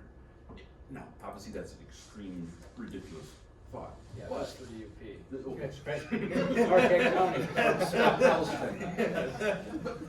But whatever the XYZ thing might be, don't restrict what the citizenry might say, or don't restrict what the citizenry might tell you. To me, that's the ultimate quandary with this whole exercise. Do we ask for everything and shoot for the moon and risk all the lofty answers and then figure out how to do it, Right. which you're making a compelling case for, or do we make sure we don't ask questions we can't deliver the goods on, which is a little bit more of the stay in your lane-ness I've been advocating for, but I gotta say, I'm good either way. Whichever Guys, way you go. I would say let's take it out, Okay. because my fear would be, people aren't gonna hit send, they're not gonna finish, they're gonna get to this question. Yeah, Well, that's Maybe the last feel question. frustrated, close enough. yeah, but I mean, It could if be it's 7, it could be 18. no matter where it falls, if you get to that question, you might be like, well, what, you feel like it's a bait and switch or something, So, we've heard from the planning commission, we have justification, we're gonna take it out, and I think we're good with that, so,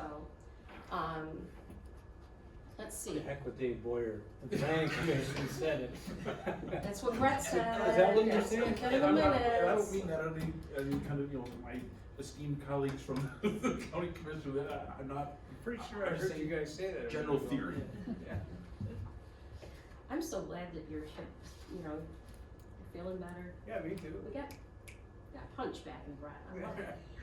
So, Number 14, I think, and I can't wait for everybody to just crush my soul again, because I'm fine with that, that's kind of where I am If tonight. anybody deserves a soul crushing, it's you guys. I'm That's up to right. bat. So, Did you come up with this question? up until 10:11 p.m., this is my favorite question on a survey, but I'm waiting for it to not be anymore. But we have identified. Guilt, she's mom guilting all of us.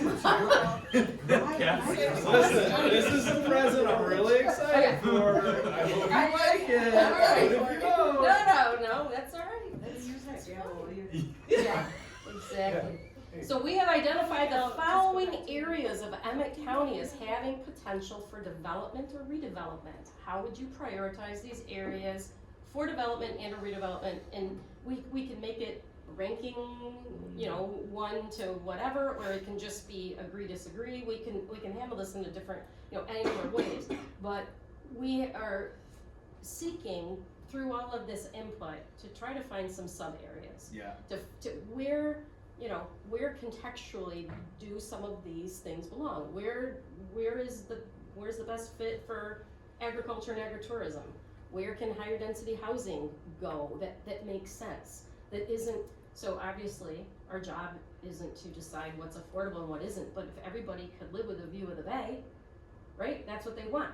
So if we're thinking about where affordable housing can go, where it's not going to be the high rent district, we're thinking about that. Where can it go? But it's gotta have city water and sewer. It's gotta have infrastructure. So anyhow, we're zeroing in on those things. Besides question 10, this was also my favorite question.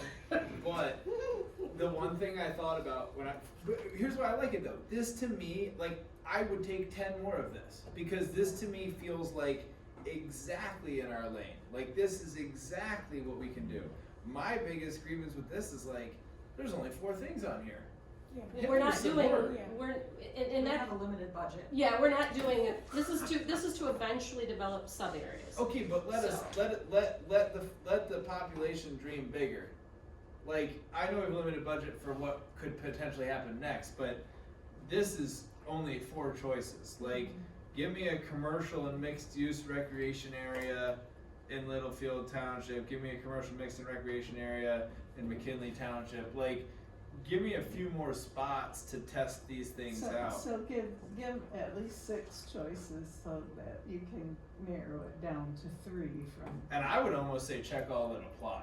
Yeah, and I would say if you gotta rank one against another, that makes it problematic. Yeah, I don't like that. Yeah. Because you're picking winners and losers, and I think you just want to see Yeah. across the board what's the most popular ones, and so check all that apply is gonna get you something. Yeah. So, I think that's great feedback. Just to explain where these came from, we didn't just randomly pick They're areas. from the dots. They're from the dots. Yeah, they're from the dots, and they're also based a little bit in reality too. Yeah. Pelston, we could put Pelston on here because the dots said Pelston. The dots said and Pelston loud and clear. there certainly could be, something to learn about that, but It's the do Emmet we County put Master it Plan. in there, It's the Emmet County Master Plan, not the Emmet County subject to county zoning master plan. So go ahead, John. Say what you're thinking. Put in the high rise. I already picked the Pelston thing. I have a different perspective on Pelston than maybe the general public, and that is, it is already encircled, it cannot grow up. Is there, It's public and Mhm. Conservancy Right, it has University, growth. all of would it. have to grow, no infill, no growing up or There's anything? no sprawl Mm-hmm, in okay. Pelston, and it's actually filling out. Okay. There's some duplexes where A lot you of used to duplexes. see only single family homes on lots. Yeah. But even if it's limited, it has sewer and water, doesn't it? No. No, either one. Perfect. Might have water at some point. Yeah. Yeah. PFAS, but they're looking They at just doing got like something $48 about million for new water. So Laura, Yes. can I add, so, okay, I really appreciate that you said these directly relate to the dots. So knowing that, and you made the comment about infrastructure, are these, and forgive my ignorance, I should probably not be talking. So do these relate to infrastructure areas? Does that come into play here? Only with Littleville Township and. South, not South Bear The Creek. 31 corridor. No. So Well, I, there's sewer. Yeah, Yeah. there is sewer there. so I like the idea of having a question of ranking priority areas based on where development, or surround, you know, within a quarter-mile radius of where development is feasible in the very near future. Like, rank those locations. But why not include medium high density housing / mixed use redevelopment? Why not have that in East and South Bear Creek Township? Mm-hmm. Like that's on other master plans over, I mean, you get towards Epler or, cause there's water and sewer in those stretches are kinda like by the casino, well, that's Epler, but like, it seems to me like East and South Bear Creek Township should also have a medium high density housing mixed use redevelopment option if infrastructure is what's driving it. I think that's really interesting to I don't know if you wanna do it, but like, versus the agriculture or agritourism, like if you're forced to pick, are we doing housing or are we doing? The other thing is I don't know that anybody would feel like they have development or redevelopment potential. Like I feel like agriculture, agritourism is already what's there. Like those realms would benefit more from the actions in question 10. And I don't know that those are quite as inflammatory or as pointed, whereas like everyone, like the bigger question is like, where is the high density housing going? Where is the additional commercial space going? Industrial space. I mean, there's nothing about industrial in here. And industrial is a weird one because it typically has fewer stakeholders advocating for it, but then it affects and serves many more individuals. Like that's always to me been the strange thing about industrial is like there's not that many people that have a dog in the fight for constructing it, but then everyone who needs concrete, you know, benefits from it or whatever the case may be. And maybe we wanna identify, cause we actually have talked about this many times in the master planning process, and I'm not sure why we missed this, but some sort of a commerce park Yeah. / mixed use commercial, cause I think people hear commerce park and that feels a lot better than industrial. Yeah. So. People can wrap it's- their head around a commerce park. And maybe that belongs, and is that South Bear Creek? For sure. That's Burgess. Is that? It's that's- many spots. Isn't that? I got one coming next month. Slow down. But it's East and South Bear Creek. It's I mean, it could probably land somewhere in Littlefield. Is that not a Pelston thing then, John? A commerce park or mixed use commercial? They're always next to airports. What was that? Commerce parks are always next to Well, airports. that's why it came to mind. Yeah. Is there just not room for it, or I just? hate to bring economics back into this, but Emmet County pushed hard in the past. And the Emmet County government Pushed hard for what? industrial. And Around the airport. It failed. Oh, around the airport? like McBride Park. No, it just plain failed. But Because they're working on it again. it's too far I mean, out, county isn't or working why? on it. Do you have insight as to why that didn't work? Well, a lot of your industrial is distribution, Yeah. and it's just not where they wanna be. They'd rather be in Gaylord. Well, I mean, for local, even local distribution, they want M119. Little Traverse. Yeah. Yeah. Yeah, that's the hub. Is Springvale? I mean, that's then No, you're getting there's it's no just way to get crazy. in Yeah. that. Yeah, it'd be Little Traverse Township. Or Littlefield to some extent. I mean, I feel like the M68 stretch. That was identified too with the maps. Yeah, and I That's mean, why we did we've it. had a chunk of cases with that stretch and there's been ongoing improvement. I know some folks have been running, you know, more three-phase high voltage there's just more heavier uses going in along that stretch. I feel like that's a legitimate spot. Yeah, it's slow. It's slow, but there's a little movement out there. But there could be more. Well, I said it's slow. Yeah, but if we're saying we're just asking if it has potential. And that area has potential. Potential is Powers Road. Is which road? Powers Road? Powers Road. It's already zoned industrial, a lot of it, but it's all up to the people that own it, if they wanna do it. Well, I think for question Yes, four, good, yeah, for good question thoughts, 14, which is a good question, I do think you could probably, my own opinion is you could probably scrap the 2 on agriculture, cause I don't think that's really people's frame of reference for development or redevelopment. But then adding some more spots for medium high density housing and then the commercial or commerce areas, that type of thing. I think having some more spots to pick from for that would go a long way. Would having, so, just as a possibility, before we scrap the agritourism or agriculture, Sure. would having a, overlay district or some kind of special, I don't know, preservation or protections or encouraging of certain areas of farmland, maybe it's not development, but at least it's like a sub-area that identifies, you know, here along Atkins Road or Mitchell or 131, that there's this area where we've decided it belongs. And I mean, that was such a big topic, maybe we add another question for it. Yeah, so a 14 and a 15, but one is this question on medium high density housing and commercial, and one that's agriculture. Is that what you mean? More agricultural, like, yeah. That could make a lot of sense, And because that's we- also, you're thinking about it on 2 different sides of your brain too, so. it's You splitting are. that up. They're almost at odds. Yeah. Like you almost are like, well, you want the one to be somewhere so the other can be the other. Right. Yeah. It I could think be that's interesting to good. split them up and see how it plays out. You might want to add like. Just don't forget Woodland and Plains Road.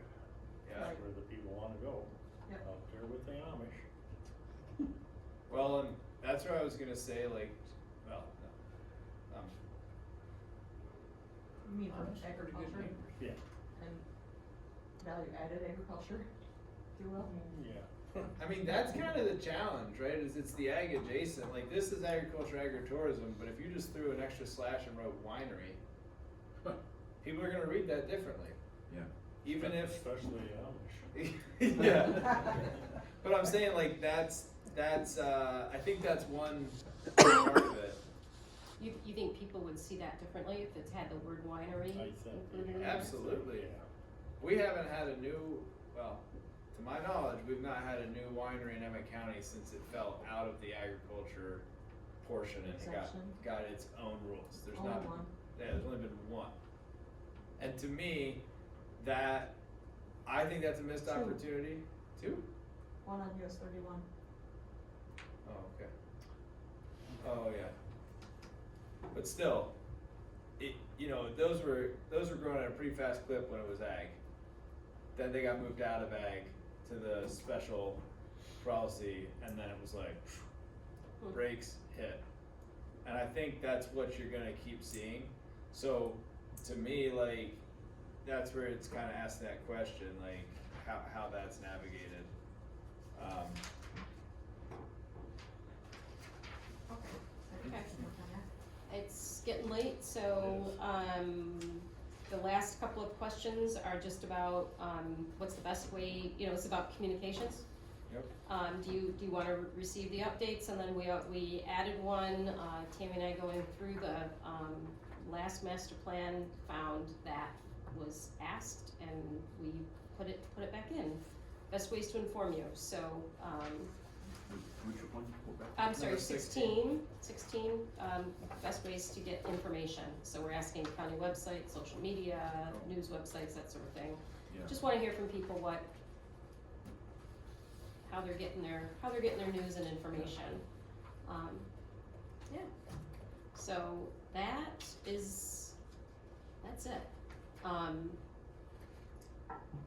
Are we, good, if you have any comments, please, anything additional to share, we took some good notes, but if you have more, please let us know. I have one last thing on the master plan to talk about, and you guys all got, One quick second there. oh yeah, sorry.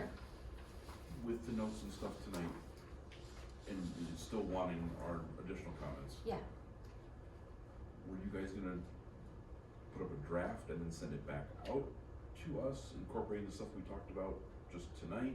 sure. That would make the most sense. Could, Yeah, we can do is that. Yeah, okay. yeah, because we've got a lot to do. And you want everything by next Tuesday? No, a week from tomorrow. A week, I'm sorry, yeah, I said Okay. Tuesday, not Thursday. Yeah, that'll be fine. Yeah, because we're still working on it. Okay, the last thing is the engagement committee, and this is another, item that you got tonight. This was supposed to be in your, September packet, or I'm sorry, October. It was supposed to be in the October packet, that didn't happen. It was right after the September meeting when you appointed all the members of the engagement committee. This is a overview of all of the people on the committee with a quick summary, key ideas about what their background is, and the city, village, or township that they're from. Did it that way because I know you struggled with that and trying to get more people from around other areas. I put a little notation after a couple of the names saying that they applied after the deadline and they were added to the committee per your directions. You said if they were from an area, so Doug Craven and Amy Woods were both added. Amy attended and helped with one of the open houses, so that was great.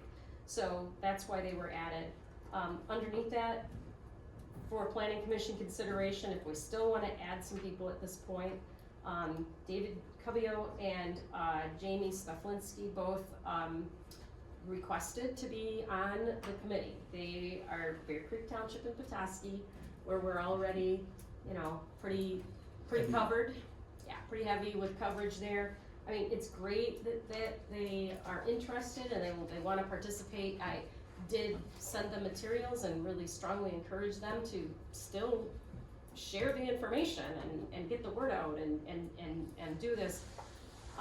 But I thought it was appropriate to at least let you know that these folks are interested, and I included their application. Well, one, Jamie didn't actually provide a full application, but just kind of a letter of interest. I didn't think it was necessary to ask for a full application when I wasn't even sure, where you guys would be with this. So, looking for some direction.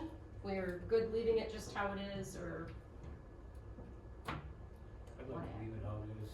Yeah, you're 50% Bear Creek, Petoskey. Yep.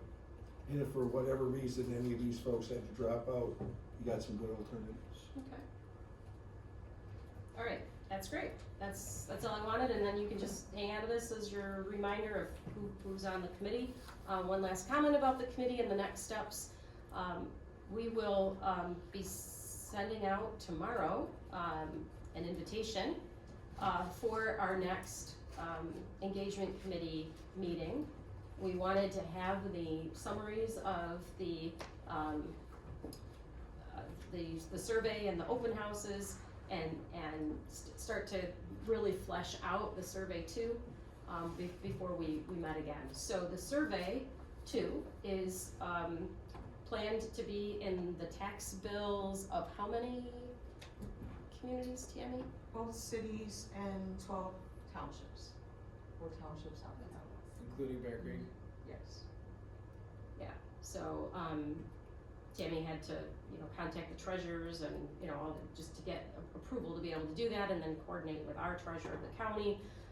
But it'll be a notice, it won't be the entire survey going in the tax bill. They're gonna get a sheet that has the QR code, the link or phone number if you wanna copy mailed to you or emailed to you. I don't think there's a more effective way to reach people. Which townships are, no? Bull Bottom, McKinley, West Traverse,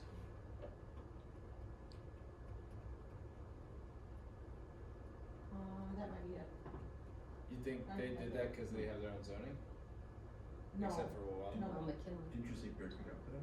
No. Oh. No. Oh. I was confirming Bear Creek was 1 to 12. Oh, I'm sorry, I heard you say the opposite. You made a face at me, I'm like, I think it's fine, Bear No, Creek's no, part I, of this. I totally heard that wrong, I'm sorry. I said, okay. Oh, I don't, You were thinking Bear Creek opted out. Yeah. Why the hell would they opt out? no, we had to, we had to get permission from every single one, and I sent out, I think, 3 different notices. Yeah, I know. three other reminders, Yeah. Yeah, but that, I mean, that is the ultimate reach. Like, Now, that's not every resident, that's every property owner. okay, So, but But we it's a had great 80. way, yeah. yeah, No, it's a great, it's like 10,000. absolutely, it's just another way to do it, so. And then we'll also meet with this committee and ask them to, you know, do the same Yeah. thing, share it on social media. It seems like the last, or our current master plan, that was, you know, the ideal way to reach people is through social media.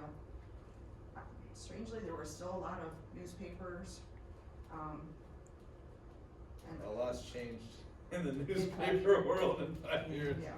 What I wanna do too is see with our IT department who manages the county Facebook page, if we can do what would amount to an ad where Yeah, you pay. pick, yeah. Oh, yeah, you can, easy. Well, I No, no. know you can do it, Can't. I'm She's talking saying about, the county pay. yeah, will IT be able Yeah. to do this? Yeah, that's the thing. Yeah. What else was I gonna say? Oh, and so, as far Hear as, my eyes roll, Hey, hey. give me a break. Hey, it's getting late. Let's listen to the lady. be careful, John's gonna have to yell at us again. Yeah. Yeah, so anyhow, we, I just wanted to tell you that the, last survey, this next survey is gonna be open from December 1st, cause that's when tax bills drop, to, the end of February. Good. And we're doing it that way because some people get their tax bill and they don't immediately open it up and say, oh goody, I can't wait to pay my bill. They might set it aside, and we don't wanna catch, you know, so we're leaving it open till after taxes are due.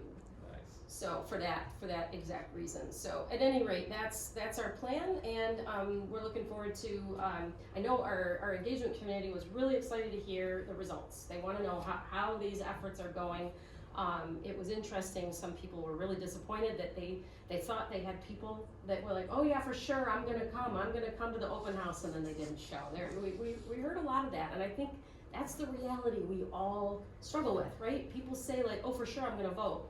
Or yeah, I'm gonna be there, I'm gonna be at that open house, right? And then, you know, they don't, what? No, oh, I wasn't, I just meant as elected officials, you and Chuck, you know what that's like when people are like, Feel for sure. targeted. I think you're getting sensitive. Oh, okay. That's all right, I'm feeling it too. It's all right. Yeah, so that's where we are at the master plan, and so now we need to move on, because as we know, it's One getting. site plan approved administrative intervoid construction on 2022 Herbert Task. So they already have a business on the highway on US, or on M119, and so the subject parcel that's outlined, they proposed to add an accessory building behind there, so we were able to approve that administratively with Bear Creek Township weighing in and giving their approval, so, and it was administrative. And Julie and Brian also reviewed this, and so just one of those 2 accessory buildings was approved, and, sites being prepped, and I think they're underway already. Yep. And we have communications from Hayes and Chandler Townships, both of Charlevoix County, that their master plans are ready for review. If anyone has any comments that they'd like to share with us about those, Hayes Township the handout is on your desk tonight, and Chandler Township, I think we provided that via email last time around. The schedule for 2026 was at the very back of those packets that were on your desks today, so if you take a look at those, January is coming up more quickly than you realize, and the deadline for that is December 3rd. If this January 8th meeting date is acceptable to you, January 1st being the Thursday before that. I'm not sure what the county board's schedule is going to be yet, but that may influence whether we can meet on January 8th or not. And if we don't meet the 8th, then typically we meet the following Thursday, but we will have a case on the agenda already. That's been addressed with me, so if you're good with these dates, that's great, and if you wanna move the January one month late, or 1 week later, that's an option as well. But I don't know if you, did the board have, I think you usually approve your schedule for the next year, I think it's maybe coming even up. at your, I think it's at our organizational meeting. yeah. Yeah. Has that been set yet? Not that I know of. 15. No, I don't think so. So, I mean, subject to the board, what the board does. Isn't until the 19th. Oh, it's that Monday. Yeah. So, Move what it do to we the ask? 15th. If these dates are acceptable, Do we need a motion to set those dates? Consensus? consensus to, approve these dates? Oh, As the other proposed? one I thought of was, for September. The Monday is Labor Day, September 7th. We have it on the 10th, so I was wondering if we would have a conflict with the townships. Labor Day is the No. 7th? It's late, but, no, there would be no conflicts with the township. Sweet. More summer.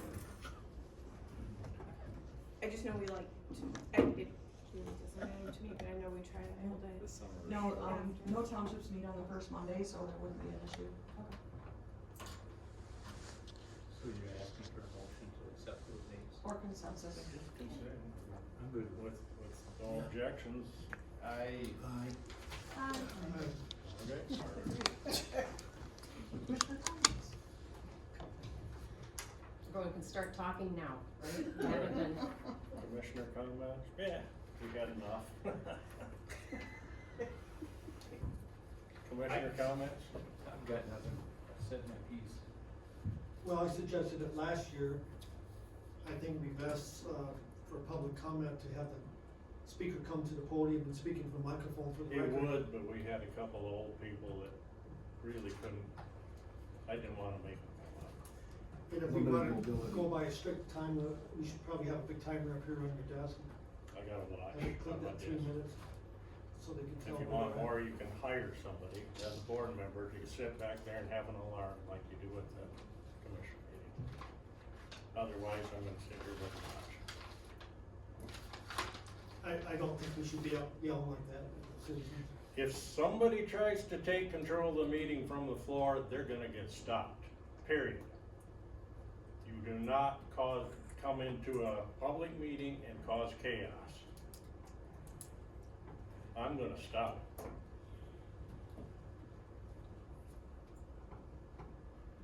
Any other commissioner comments? Does not, meeting's adjourned.